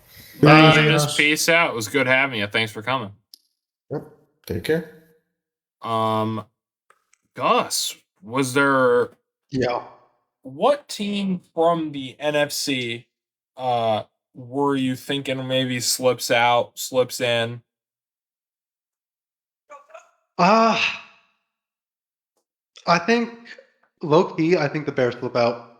Oh, so I agree. I should have said that while Eunice was here. I do agree. I think I don't think the Bears make it, but I think it's by 1 game. Right. I think Lions will probably win their division. I don't know about the Packers. They're just offensively not consistent enough for me. Right. But if you had to pick one team to like get in, would it be the Lions or are you going Panthers or Cowboys? It's got to be the Lions. Yeah, Cowboys have to win out. They're like the Bengals, and they have a rough rest of their schedule. Dejan, what about you? What were you thinking? All right. Before I say this, well, obviously I'm going to say Lions. Yeah. Slip in. Either slip in or win the division. It's one of the two. Okay, yeah, I can see it.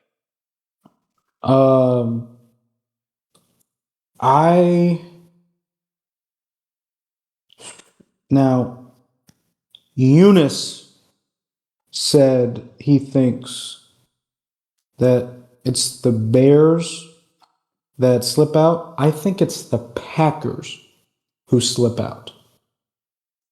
I could see either being the ones that fall. Man. No, I could see. Well, I can see either way. Okay. I don't know. I say it like this. Packers are about to have 4 division rival games. Yeah. Vikings and Bears, they play both in the second half. Those games we've all seen. Division rival games are fucking insane. They don't make sense. Yeah. Unless you're the Patriots because you're just goats. Then they face us again, which I said at the beginning of the season. I consider that split with the Packers and Lions. Since they won one, now I'm obviously saying they're about to lose one. Mm-hmm. And then Broncos and Ravens, I don't think they just have a chance with them with the way this offense has been playing. So that's 1, 2, 3, 4, 5 losses I just listed off, and 2 wins if they split with the Vikings and Packers. Bears. So I'm saying they're going to be 9-8, and I don't think that's enough to be. Wait, is that 9-8? I think that's 6. Did I just math wrong? I think it's 8-8 because they tied a fucking game. I forgot about that. It's 8-8 because they tied a game. But yeah, so I think it's the Packers who slip out. I could see it. The Lions need a lot of work in order to win the division. And yes, Bears do have a rough half of the season, but I kind of want the Bears to win the division just for Ben Johnson because the Lions damn sure don't fucking deserve it with the way they've been fucking playing. I'm just pissed right now. Next week I'm gonna switch up. Watch me. I'm like fucking Super Bowl bound, best team in the league. Well, they're about to put belt to ass. Yeah, but yeah, that's just. I think how that is gonna play out. Panthers, Cowboys. If you're below the Panthers right now, you have fuck all chance. Panthers are 6-5. I know. I'm just saying if you're below the Panthers. To me, Panthers is a mid team. They're not bad, but they're damn sure not great. They're a middle of the pack team, so they're a decent. Panthers, and if the Panthers aren't making it, if you're below the Panthers right now, you're a bad team, so you damn sure aren't making it. Mm-hmm. Unless the fucking gods fucking waved a wand and fucking blessed the shit out of you. You tell him, DJ. You know, brings me to my next question, which was Malik. What did you were you thinking what were you thinking as well? So personally, not much has changed besides obviously in the NFC, besides the Bears. The Bears is the only team I'm surprised. That Bears. with how they're doing. The Bears. But I think they're not going to get the playoffs. I'm still going to say the Lions will be top of their division.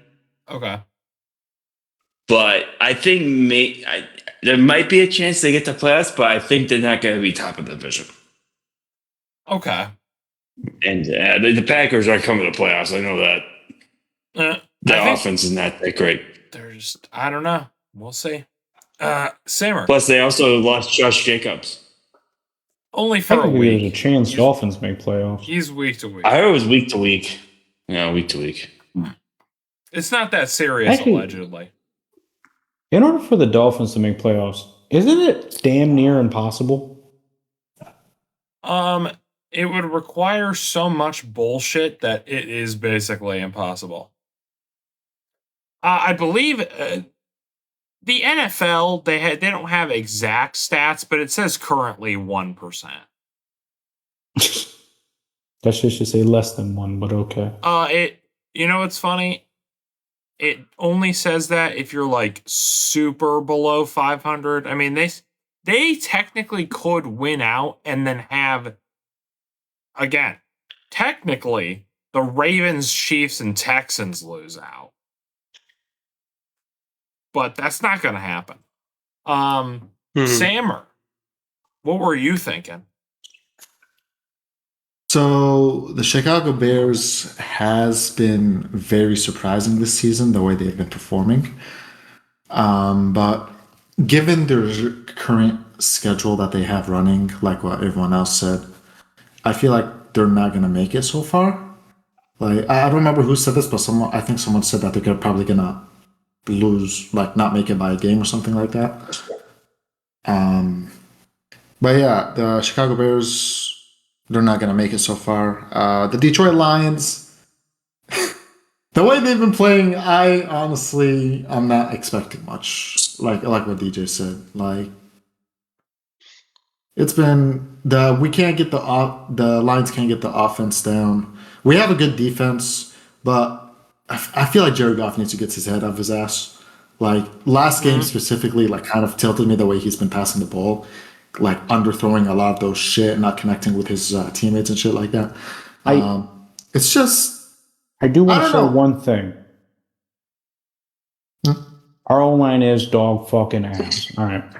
Yeah, our O-line is bad too. Well, not dog ass. We could have the Bengals or the Chargers O-line right now. Yeah. But not great. But yeah, that's pretty much it. Between the Chicago Bears surprised me a lot, but they're not going to make it. Detroit Lions, the way I see it right now, they're not going to make it. I just thought about this. Gus was onto something, because after I finished, I was thinking about it. I was like, I really want that tie to make it so they could have made it if they won that game instead of tied. Yeah. I want literally the worst outcome for the fucking Packers possible. Me too. I think it'd be hilarious. Yeah. You fuck them. Yeah. Well, now we're on to predictions. Let's predict some goddamn games, starting off with Thursday Night Football, which is the Bills playing the Texans. All right, Riley, let's hear it. I picked so let me read you guys two stats first. Josh Allen is undefeated on Thursday nights in his whole career. 8-0.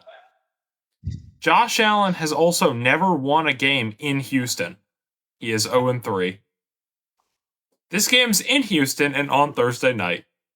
So it's going to end in a tie.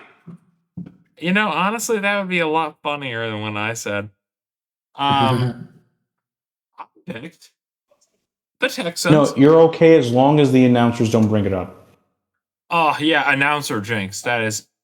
and it's fucking old-ass Al Michaels, I think, yeah. And Kirk Herbstreit. Ugh. It's going to be a rough one. Not sure how I'm going to make it through this one, but I will. And I will be disappointed because they have obviously the number 2 ranked defense in the league. I believe they're number 1 in terms of like points per game, like, least points per game. But it's either them or the Broncos that are like best defense. Take your pick. This Bills offense has just struggled so much that I said this before. They're still in my prediction jail because I need to see more consistency. We will see what happens. In all likelihood, I mean, will they probably win? Yeah, I mean, like, it's Davis Mills. I mean, he's a competent backup, but he's not, like, fucking, He's not Drake May. I mean, yeah, like, he's not CJ Stroud, But our defense is so bad that he might start looking like Drake May or CJ Stroud. I actually just saw something on Twitter while I was trying to pull up a stat that said that a Fox analyst did a ranking of all the defenses, and he put ours in competitive tier, which was like the mid of the tier list. And I was like, no, the fuck we're not. Like, it's so bad. This game is either going to end in, like, my final score genuinely is somewhere in the, like, 20-17 or 17-10 range. Like, I feel like this will be closer than people think, even if you are picking the Bills. But I'm going to pick the Texans. 17-38. Even though 95% of people do not agree with me. Gus, what was your prediction? Same as yours. Well, of course it is.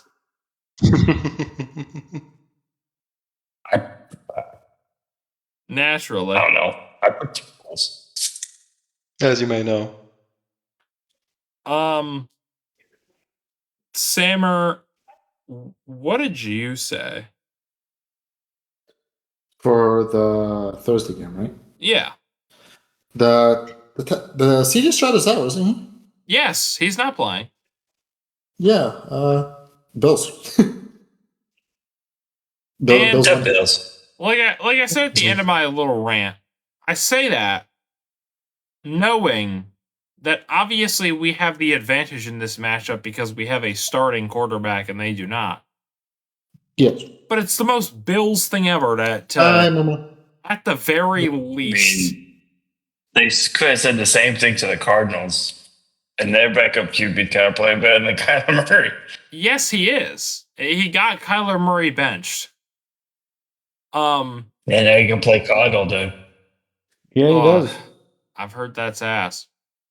But I heard it's really bad. Yeah, it is. I heard. But like my opinion is, it would be the most Bills thing ever to be playing a backup quarterback. You should win this game by a lot and still either barely win or lose by a field goal or some shit. Deshaun, what did you say? And what's your spread? I mean, I'm saying fucking Bills here. Let's come on now. That Bills. It's Bills. Bills, give me, since you're so non-confident, give me 7. Blowout. Okay. 7. Next we Sometimes I don't think you're a Bills fan. My soul would disagree, but you can think that. You can think that. I really want to buy a helmet. They're so expensive. Yeah. We don't get that bang Eunice my money head yet. to the wall when we lose every time, and it's protected, and I won't get CTE early. Turned into a title of the quotations. Yeah, I'll turn into fucking Tua. Oh my god. If I remember, Gus, I'll have to tell you something funny about last podcast after this. I don't want to interrupt the flow. Next we have Steelers Bears. Gus, what did you say? I picked the Bears. I also picked the Bears. The Bears. I think the Bears are just I don't think their defense is great, but they are getting allegedly some of their better players back from IR. And if Rodgers doesn't play, I don't trust Mason Rudolph. Oh my god, that reminds me of the funny Geno Smith story I have, but I'll save it for the Raiders game. Did you guys know Mason Rudolph allegedly, and I say allegedly because all his teammates said he didn't do it, but all of Myles Garrett's teammates said he did. When Mason Rudolph played for the Steelers earlier in his career, not now, because he's bounced around a little bit. Allegedly, like during the game, him and Myles Garrett got into a fight. And I think this was during COVID. He took his Myles Garrett ripped Mason Rudolph's helmet off and like started hitting him. And it was allegedly because Myles Garrett said he called him the N-word. Like Mason Rudolph called Myles Garrett the N-word. And obviously, like Mike Tomlin and all the like Steelers were like, "Oh, he didn't do like he would never do that." And then, but like he's a saint. I saw a bunch of people being like, as someone who's followed Mason Rudolph's career, I do think he would do that, and I was like, okay, so he probably did. Yeah. Malik, Steelers or Bears? The Bears. The Bears. Okay. The Bears. Dijon, Steelers or Bears? I'm saying Bears here just because I think Rodgers might be out this week. I don't know. I don't remember exactly what it was, but I feel like it's something where it does need to rest for at least a week. Because, you're a QB, you're going to get more than likely hit.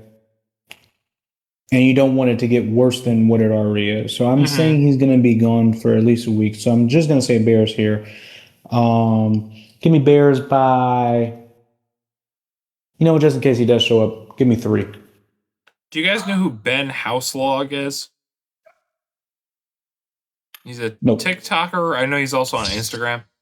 He does skits, and he did one for the Steelers and Mike Tomlin talking to the doctor. And Rodgers is like, Tomlin goes, no, you have to, like, the doctor is telling him, like, hey, you cannot play Aaron Rodgers. Like, his wrist is broken. And Rodgers like, coach, like, you can't start me. And Tomlin goes, we need to stay competitive in this division. Doc, I need you to prescribe Rodgers perks. And Aaron Rodgers, he just like cuts him off. He's like, did somebody say perks? Because like there's a joke about Perk Rodgers where he was playing the Bears earlier in his career and he got hurt mid-game. And he left for like one drive. I'm sorry about that. I'm back. I had to help my mom with something. You're good. Aaron Rodgers left for like one drive, and then they put him back in the game, and he was playing like fucking crazy. And afterwards, they interviewed him, and he very obviously looks like he's high. Like he is. The interviewer is talking to him, and he is spaced out. Oh my god, bro. It is hilarious. The way he answers too is like, yeah, we just had to go down and win the game, like and he was like he like fucked something up in his leg. Like it was hilarious. Sammer, Bears or Steelers? That's a good one. So depending on the situation of Aaron Rodgers, if Aaron Rodgers is in, I'm probably going to say Steelers. If Aaron Rodgers is out, I'm giving it to the Bears. Okay. There's no confirmation about him yet, right? We don't know.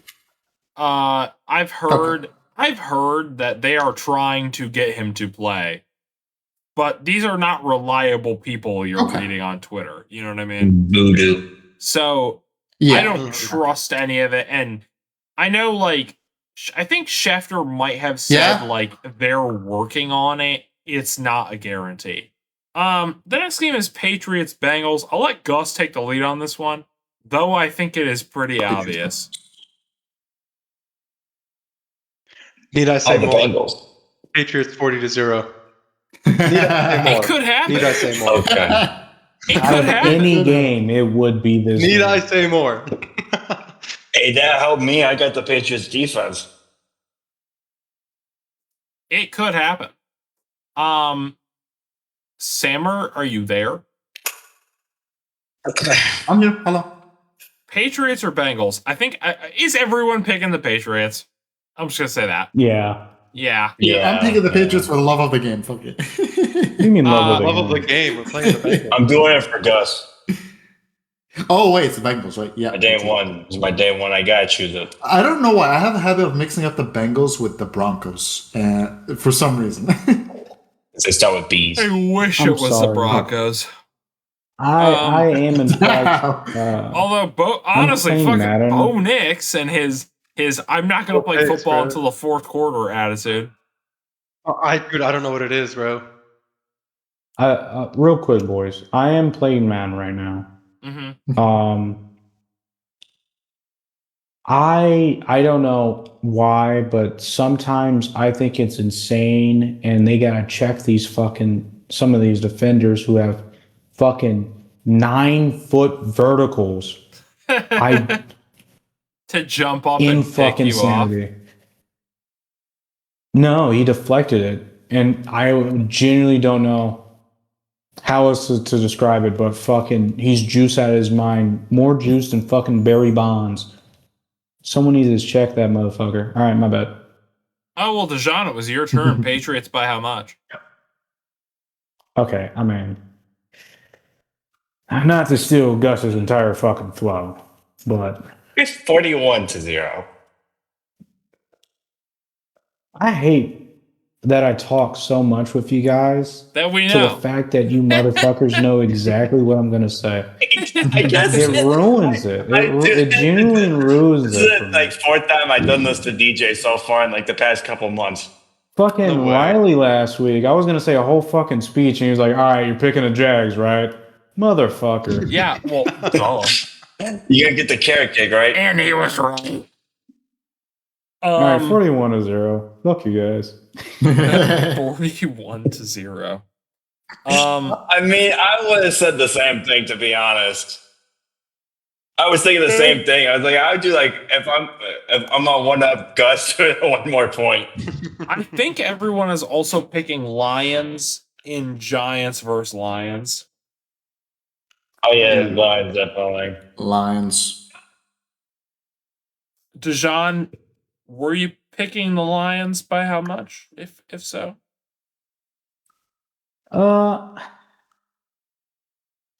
I feel like this is gonna be. How good is the Giants' defense? Secondary, let me say. It's okay. Like I think they are solid. Like that's the thing. Their defense is solid, but then randomly they just have weird ass games, man. Okay. Well, if it's not a weird ass game, I feel like at least someone is gonna feel like they need to show something, right? To the point of it might be a blowout. Okay, might be a blowout situation. It might be. Give me Lions by a humble 17. A humble 17. Okay. I thought he said 70 at first. I'm like, humble. I mean, do you remember the Cowboys game? Hey, true. Like 52. Yeah, we're gonna actually enact the 3. mercy rule this fucking game. Dart Vikings? Is Dart coming back? I think he's still out. No way. I don't know. I saw someone ask if they should start him. Jameis will take the lead. Is he? Okay. I don't know. I think Yeah.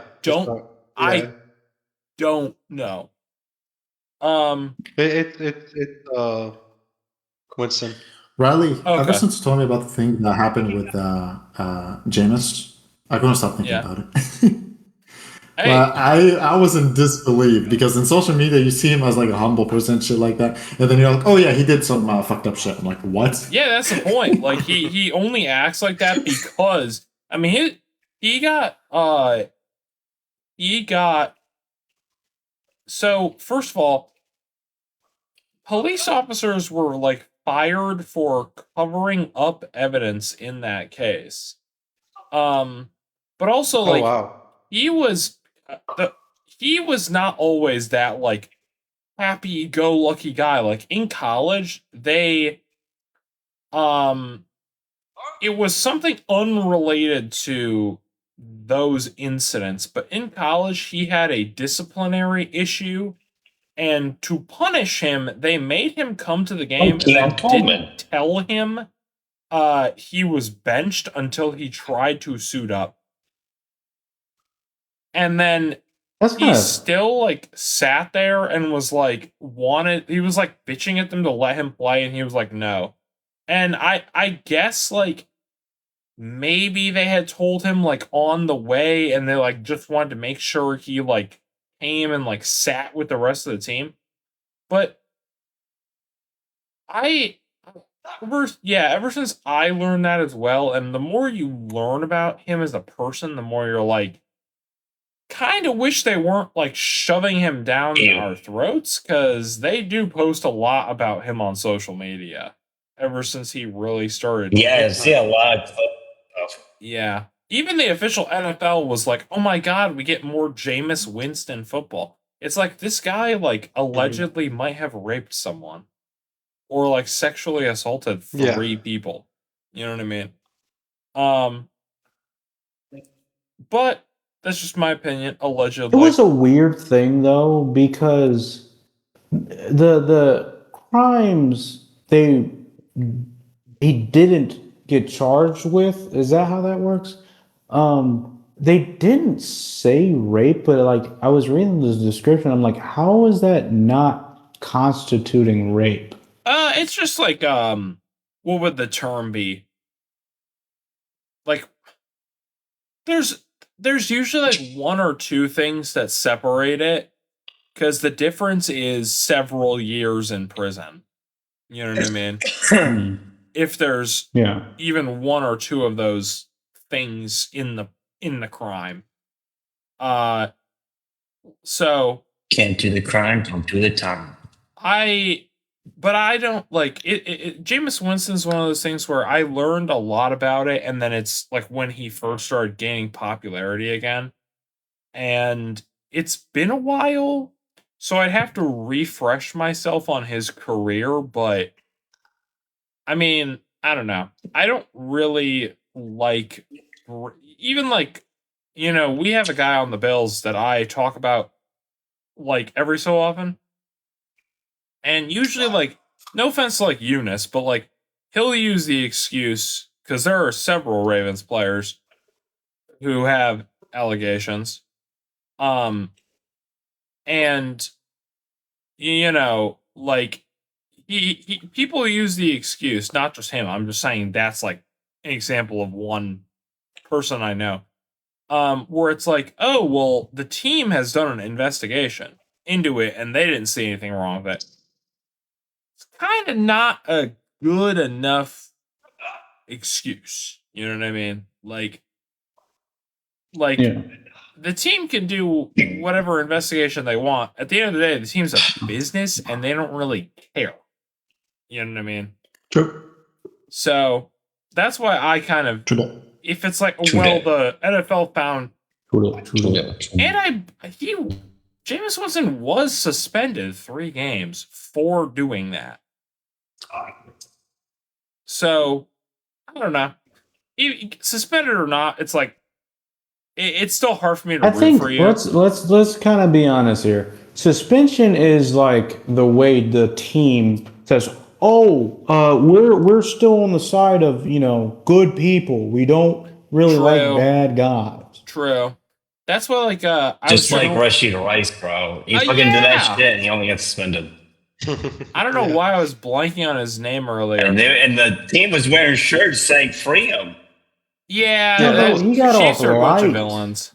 They're so stupid. I was blanking on his name, but Maxwell Harrison technically was cleared of wrongdoing, but the more you look into the evidence, there's some weird stuff with the evidence, but there's also like allegedly like a video of him apologizing for doing it. So it's like, there can be weird stuff all you want. Why did you like it? Just, you know what I mean? It's just it's a weird situation. So it's like, I'd rather just not like acknowledge that player at all. Next game is Vikings Packers. I know we were shitting on the Vikings and the Packers, but I'm picking the Packers. Yeah, I'm picking the Packers. JJ McCarthy's not good. Or should I say not? Yeah, it's the Packers. Not that good. 9 picks, 9 turnovers, 9 yards, 9 completions. It's funny. JJ does have 9 no picks passes to Jefferson. In JJ's like however many starts, he has 9 picks. Hey, Packers in 9.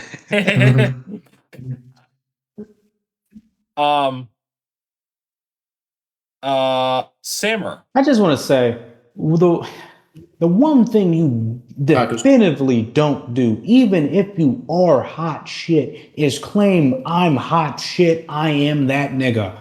Yeah, he has an alter. I have an alter ego. I call him 9. I call him 9. What a fucking idiot! What an idiot! What have I been saying since he got drafted? What have I been saying? Too many MFers. Too many MFers think they are the main character in a movie. You need to go back and lock that personality up inside you. You are not that guy at the end of the fucking day. You're not that guy, pal. You are not that guy. You are not that guy. You are not that guy, pal. You're not that guy. Dejan, were you picking the Packers then, and by how much? No, Sammer was talking. Okay, Sammer, go ahead.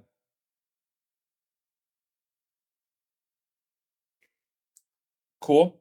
Dejan? Okay. I'm sorry, did you say my name because I had to do something? I said I literally come back. I came back and I hear you go cool. I'm like, oh shit, he was talking to me. Also, I would probably go with Purdy. Dejan. Okay. Let him go, bro. Okay, Sammer. It's fine. Well, fucking. What's up? Okay, Packers or Vikings? What's up? Oh, I said Packers already. Well, there you go. All right, Packers. Give me a man after midnight. I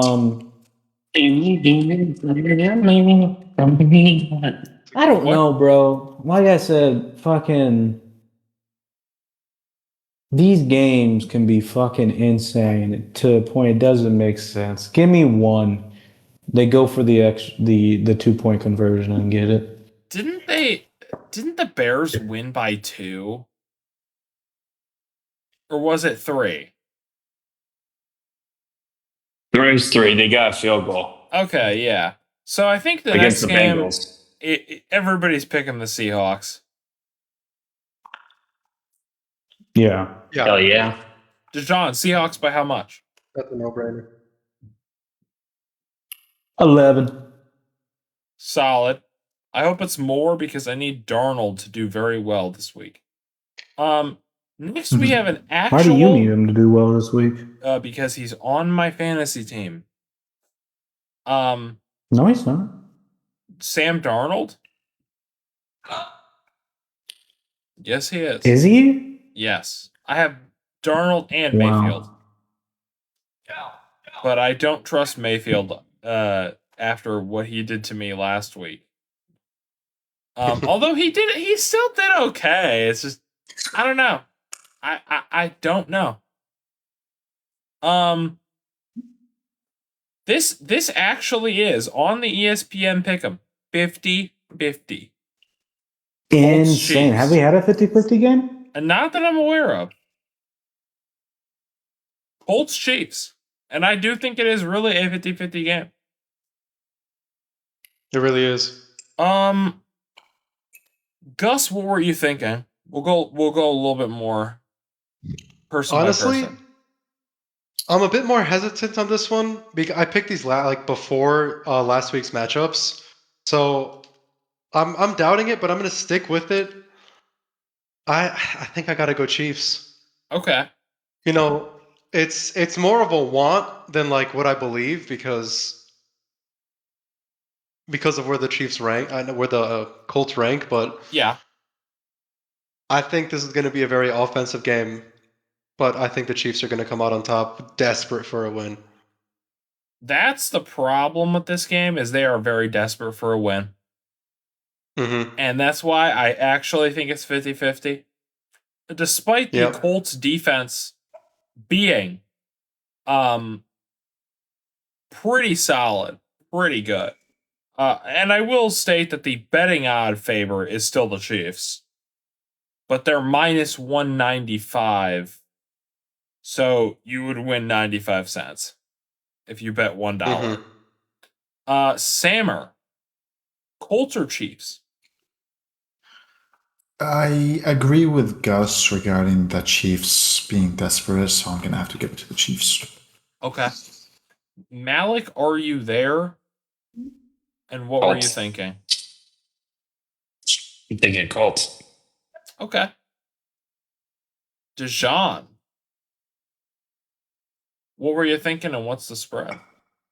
See, I am on the fence about this game. Out of all games, I feel like this is obvious to be on the fence about. Is it the Colts who have been doing very well or the Chiefs who are trying their damn hardest to sneak in? Mm-hmm. And a tie.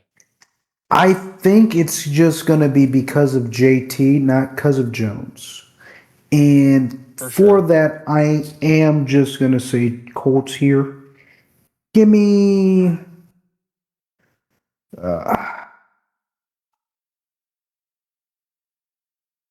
Fuck it. Give me... Shit. I want to say 3, but I also kind of want to say 7. Give me 3. Okay. I don't know how you guys think when you do spreads, because, I don't know. We have different mindsets, but I envision, is it easier for JT to get just one long run and win it, or one run down the field enough to get them into field goal range? I agree. I think about that. So for me, I picked the Colts because it's a 50-50 game, and I do think the Chiefs, the issue is the Chiefs are so hungry for a win that if you told me they won this game, I would say yeah.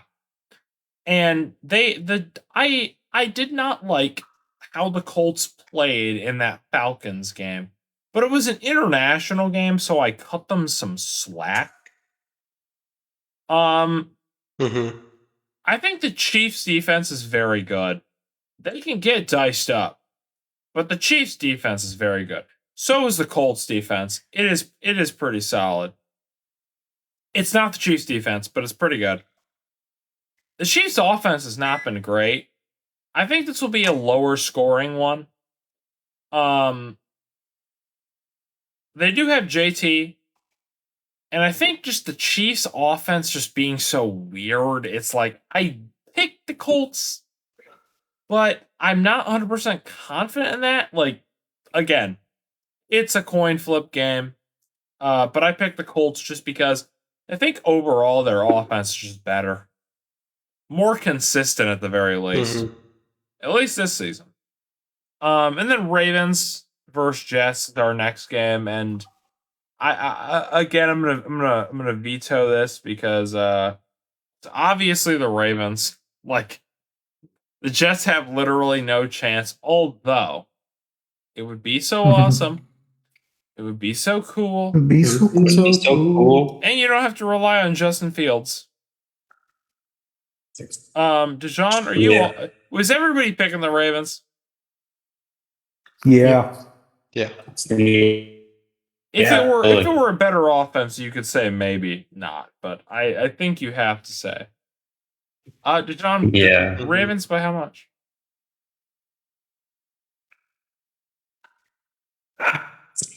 Probably it's the Jets. Give me 21. You know what's funny, Dijon? Last week you said a team by 20. You said Niners by 20, and they won by 21. I wanted to tell you that. Okay, so now we're at Browns versus Raiders. Now this is an interesting one. What did you say, Gus? And then I'm looking up a funny story while you guys say your picks. So I can share it with you. I initially picked the Raiders, but after further consideration, I thought, wait a minute, this is Myles Garrett and the Browns defense. Mm-hmm. If Geno Smith isn't getting sacked, he's going to be intercepted. And I don't think Genty is going to get more than 10 yards on the day behind that line. So I think the Browns are going to make enough defensive plays to carry their offense to a win. Because as abysmal as that Browns offense is, the Raiders have nothing going for them. Yeah. So I picked the Browns. I had issue picking this game, and I ultimately went with the Raiders because I don't trust Shadur, but the Browns defense is going to make this a 6-3 game or a 3-0 game. Like yeah, something extreme. This is going to be the lowest scoring game of the season. Probably. Neither team is very good. Sammer, what did you say?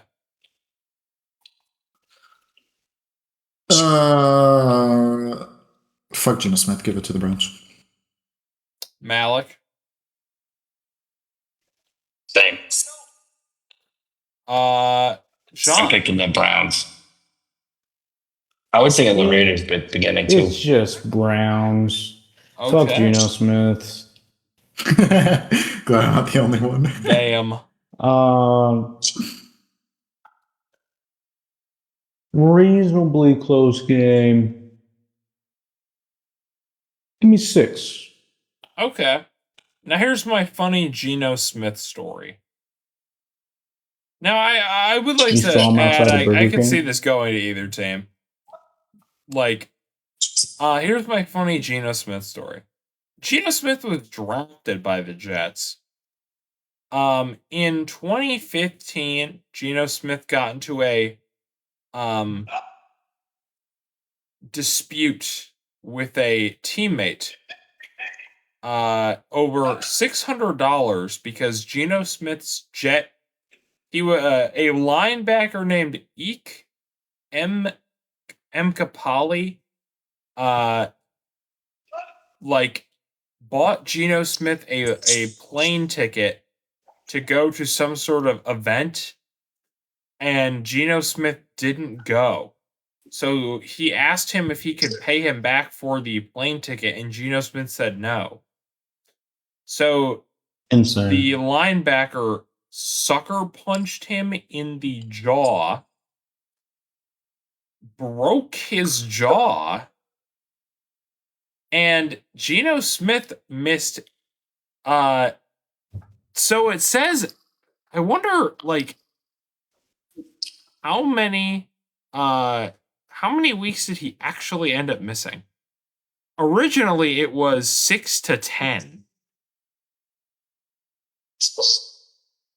Was the like timeline, but how many did he end up missing? Oh, they just like never let him get back after that. That's crazy. And after that he went to the Seahawks. You know what's funny? The head coach at the time for the Jets, the current Buccaneers head coach, Todd Bowles. Hilarious. Next is Jags Cardinals, and I think we all know the Super Bowl contending Jacksonville Jaguars. It's the Jaguars. The Jaguars have a chance of winning the Super Bowl. And I am picking them because the Cardinals are out. They do. They do. They have a chance. The Bills gonna figure out a way to throw it. In the AFC Championship game. May's gonna just not. Well, obviously, it's gonna be Patriots over the fucking Bills for the championship. Come the fuck on now, Riley. So Patriots Jags in the AFC Championship. Yes. Okay. And since May is his first time in a big playoff situation, he's obviously going to throw it somehow. Sorry to fucking burst your bubble, Gus, but it's going to happen. So yeah. Oh, I bet. Okay, well, Dejan, Jags by how much? Well, it's going to be Jags by a 59. nice. No, Riley. Let's be reasonable. It's 35. Okay. Within realm, you know what I mean? Within possibility. Wouldn't it be hilarious? Now that I would like to point out that the Cardinals have lost by 20 points the past 2 weeks. I believe. Which is very sad. Speaking of sad, we have Eagles Cowboys. Yeah, that's kind of sad. Yeah. Because I'm interested to see who you guys are picking, I guess. Because I feel like there's a winner here, but I could see it kind of being close considering how week 1 was. You're shooting close. Gus, Eagles, or Cowboys? Mm-hmm. It's the Eagles, man. It's the Eagles. Yeah. I really have nothing more to say about that, and I think that Cowboys defense is going to make the Eagles offense look like they're good again. Yeah, we'll be back on them. I also picked the Eagles just because their offense is bad, and it's a divisional game, but I'm sure they'll look good in this game. Sammer, what were you thinking with this one? It's going to be the Eagles. Malik? The Eagles will take the cake. The Eagles. Yeah, Jalen Hurts is going to have a 300-yard game that game. So 300 rushing yards, maybe. Keep dreaming. Keep dreaming. Yeah, probably. Matthew Stafford's going to get ACL tear, and then Stafford's going to be sad. Oh, man. Wow. Wow. That's fucked up. Okay. Well, I mean, Eagles defense He's amazing. They're gonna put fucking dumb fuck McGee who can't complete a pass in his place. Dakota So Prescott. yeah, give me the. That's his first name. Yes, Dakota Rain Prescott. Oh man, your parents high key screwed you. Wow. My bad. I might be just overreacting to that information. Fucking Dakota. I'm sorry for any Dakotas out there It's listening to this. Rain Dakota Prescott. His first name is Rain. Rayne. Wyatt. Oh, your parents really try to be special. I'm Dak. so sorry for you. Rain Dakota Prescott. He goes by Dak. Interesting. You had to be a QB in order to prove all the bullies wrong. You got put in a position, and it's not your fault. All right, it happens in life. That's born in your next life. Make sure you're born to the right parents. But yeah, it's the Eagles here.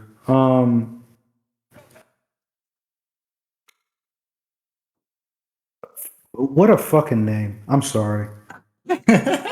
I've been waiting to drop that information. I just keep forgetting because I like It's Eagles. Fucking give them 10. But wow, what a name! The way they spelled rain. Yeah. Look, we don't have to. I know this isn't football, but we don't have to be special every time we name a kid. You can name them fucking normal shit. Wow. Dak has. That's interesting. I'll have to look that up. Dak is tied for most wins by a rookie quarterback. Oh, wow. Oh my fucking god. That's crazy. He is tied with Ben Roethlisberger. Also, just fuck the Cowboys franchise in general, I feel. Yeah. Bone. Racist ass. Mac Jones is also up there. Rookie quarterbacks don't normally do very well. Next game is Falcons Saints. Who do y'all pick? I'm not even gonna really. I'm glossing over this game. Who do y'all pick? Yeah. I picked this before Kirko Chains got put in, but I'm gonna keep this pick because I don't think it matters. It doesn't. I'm picking Falcons. Okay. Sammer?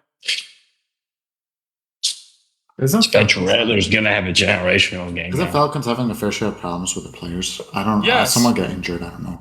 Well, they're just not good. They're just not good. I mean, his brother picked the wrong team. Drake London and I know, what the QB's outside. You got BJ Robinson. They're against the Saints, right? Yeah. Yeah. Yeah. Oh, I'm giving it to the Saints. Okay. Malik? I'm picking the Falcons. They still got BJ Robinson. That's the best thing they got. True. Dijon. Yeah, I mean, you guys know who the fuck I'm picking. It's the Saints here. Okay. It's just I wanted to. The viewer will be proud. Well, Kirko can suck one. Play it. Whoa, he's a Michigan State alumni, bro. You don't talk about him like that. Ooh. Yeah, actually, I do talk about. I'm from, yes, not the Ann Arbor, but fucking U of M, bitch. Which U of M? You didn't finish the title of your school. You're gonna dox him like that? Yeah, there you go. Motherfucker. Even if they know, they don't know where the fuck I live. Good fucking luck, dipshits. Damn. I'm almost in Narnia like fucking Riley. DJ over here building enemies and You shit. guys stem or Well, spoiler alert to anybody listening. Dejan lives at 308 Negra Arroyo Lane. I thought he was about to say the N word. For a second, I was like, what?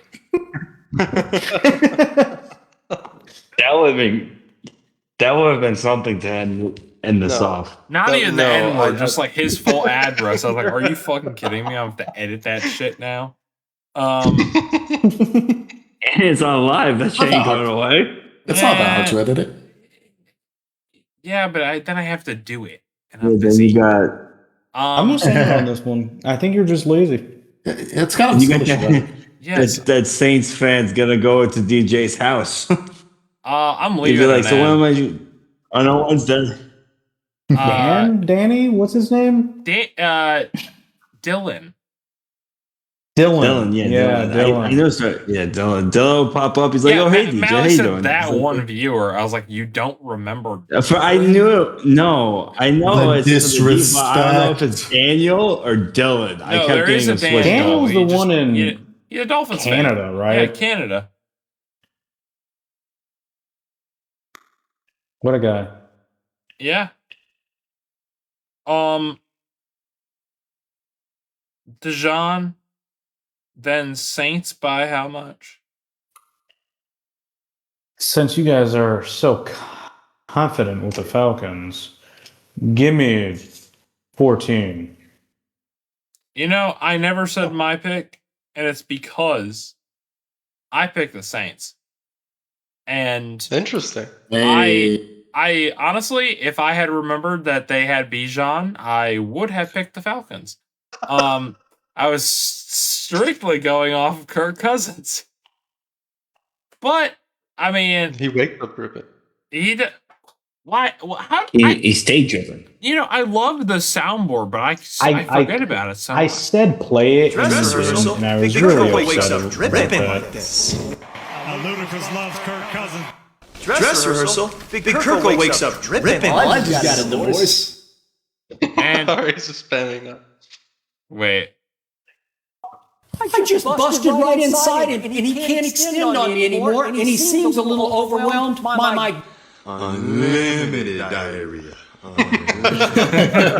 I have never seen this before. Yes, I'm still playing Madden. It was a holding on offense, and I got the touchdown on that play. They declined it. The CPU declined it. What? What difficulty? Pro. All Pro, or whatever it's called. I don't blame you if you don't. I know sometimes there's like a setting or something where you can turn it off. I think. That's crazy though. Is it franchise? Yeah. That's weird. That's weird. We have 2 more games left. I'm gonna try to speed through both of them because I feel like the answer is obvious to both of these. Time to take 20 minutes on each of them. Bucks Rams. I'm picking the Rams. It's the Rams. As much as I like the Bucks, they're too injured to even compete. The Rams. They're so inconsistent as well, just with all the injuries and stuff. It's because of injuries. If they had Godwin, Evans, and Irving, it would have been a completely different conversation. Yeah, it would have been pretty even then. Rams by 3 touchdowns. Dejan, Rams by how much? I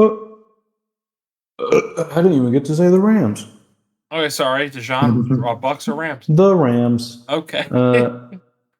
Rams by. That's field goal. Give me 12. I hope those are all Puka Nacua carries and touchdowns. No. It seems like you really want to beat me in fantasy for some reason. Yeah, I hope Matthew Stafford passes it constantly to Puka Nacua for a touchdown rally. Inshallah. Support you, bro. I hate the animations in Madden. You don't get to say that after I included you. Yeah, Gus, me too. Right, you did include me. I just forced a fumble on the quarterback, and instead of chasing, you guys are both playing Madden right now. You want to know DJ, are you serious? DJ, after Madden, after the podcast, you want 1v1 Madden? Sure, I'm down. The craziest thing that ever happened to fumble. I'm sorry, we're talking about Madden right now, but craziest thing that ever happened, fumble. I don't know how the physics engine works in this game. Kicks off the foot, shoots fucking like 8 feet in the fucking air. Wide receiver catches it, keeps going. It's very animation. The game, the physics are very animation based, so they call it physics based, but the physics are based off of the animations. So if you don't have an animation for, like, there are certain things that are not going to happen because they have not programmed that sort of animation for that scenario. So, like, that's why there are some, like, have you guys ever had a either defender or receiver get the ball hit off their hands and it goes by a player who very obviously could catch it but doesn't? It's because there is no animation for that sort of scenario. There is, but it's under very strict circumstances. So, I love that, dude. It does happen here or there, yeah, but it is a lot rarer than it should be. The amount of times I've seen, like, playing with Sam, or like the ball gets deflected, and either a defender or like another receiver is in the area, and they're like, "Oh," and just watches it hit the ground. And sometimes, like, what are you doing? It hits their hands. It's always the same animation as well, where it hits their hands and they can't come down with it. And they're literally standing on the ground with no one around them to, like, jostle the ball. Like, they just don't have that animation. It's so stupid. That being said, I mean, Madden 26, I've been doing some crazy fucking floaters, man. I've been playing more recently, because I finished Pokemon, and I'm still nasty with it. My Bills franchise, I just signed Josh Allen to such a crazy contract that I had to, also, yes, Gabe, you should. I signed Josh Allen to such a crazy contract, I had to trade so many people because highest paid QB, $85 million. Holy shit, dude! It was that, or he wouldn't play. Well, he doesn't. People are.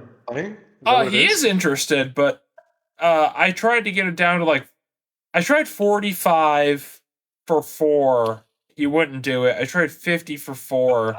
He wouldn't do it. And his interest bar was maxed out.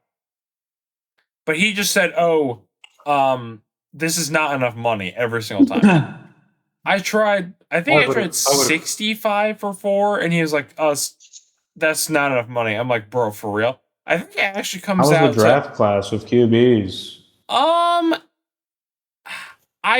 It's more of a I really want him to retire as a Bill is my it's a stipulation I have I like instituted on myself. Because I feel like in real life we would not just let him walk. You know what I mean? So the captain goes down with the ship, and I'm going down with the 3 first-round picks I got for Jahmyr Gibbs. And you know How what? the fuck did we give you Jahmyr Gibbs? Oh, no, you didn't. He walked in free agency, and I offered him a really shitty offer as a joke, and he accepted it because he wanted to play with the Bills. And I was like, oh, okay. So then I've been using him, but I accidentally drafted his replacement, and he is pretty good. So I was like, Jahmyr Gibbs is 29. Let's see who needs a running back. The Rams did, apparently, but they didn't need their next 3 first-round picks. You are fleecing what? I know. I think I might have to start tweaking the settings. For some reason I only have 2 picks next season. Not like 2 first round picks. 2 picks in the whole draft. What? I don't know what I Trade did. all of them away? I have 13 picks in this draft, 3 first round picks. And because here's what I do, right? You gotta trade for fucking picks. Here's what here's what I do. I go into the draft like with all the picks, and then I pick. I usually use the highest first round pick that I get, and then I just start trading for other first round picks later, like in other seasons. Because I've won the Super Bowl. I've been in 5 of the last 5 and won 4 of them, but not consecutively. We just finished a 3-peat. Okay. And my defense is somehow still awful. I drafted a D tackle with the 2nd overall pick that I traded. I don't even remember who for. And I was like, oh, he is goated, and he got hurt in the first game of the season and missed like half the season. No way. So but he's back now. But I just traded this like really good player. I don't even know how to pronounce his name. He's a real person. He plays for the Texans. Hotu Tutu or whatever. That name actually does sound familiar. And he's actually good. But I traded him because he's 30 in my franchise. And I was like, it's funny because teams will offer me players, and I'll just be like, well, I need the salary cap, so just give me the picks. Like, right. Oh, my O-line is so fucking bad too. Like, Josh Allen's 34. He ain't making it. He ain't making it. Anyways, last game is Panthers-Niners. I'm picking the Niners. Yeah. Yeah, I don't know anyone who's not picking the fucking Niners here. I think like 16% of people on ESPN. I know, he already came back, didn't he? 10% actually. Yeah, Purdy. Oh, that's interesting. Purdy is back. He came back last week. Yeah, 10%. Yeah. Dijon, Niners by how much? Just 7. Fuck it. Okay. Samurai, did you pick the Niners? Yep. All right. Well, that's it for predictions then, guys. We just hit. I believe this is the 258. Does anyone have anything to say before we sign off? I will say that I think this is going to be a interesting week regardless, and Friday will be either a good day or a very, very bad one. Hey, fingers crossed it's the latter. Yeah, man. I'm so Thursday night is gonna it's gonna suck. It's not gonna be it's gonna be a really slow defensive game as well. I'm calling it. Defensive for the Texans. Oh, for sure. No defense is played for the Bills ever. Hey, good thing the Houston offense ain't all that. Nah, Woody Marks is rushing for $250 and a bacon cheeseburger. Anybody have anything to say before we sign off? Go Pats. Go Bills, man. We're gonna fucking need it. I've got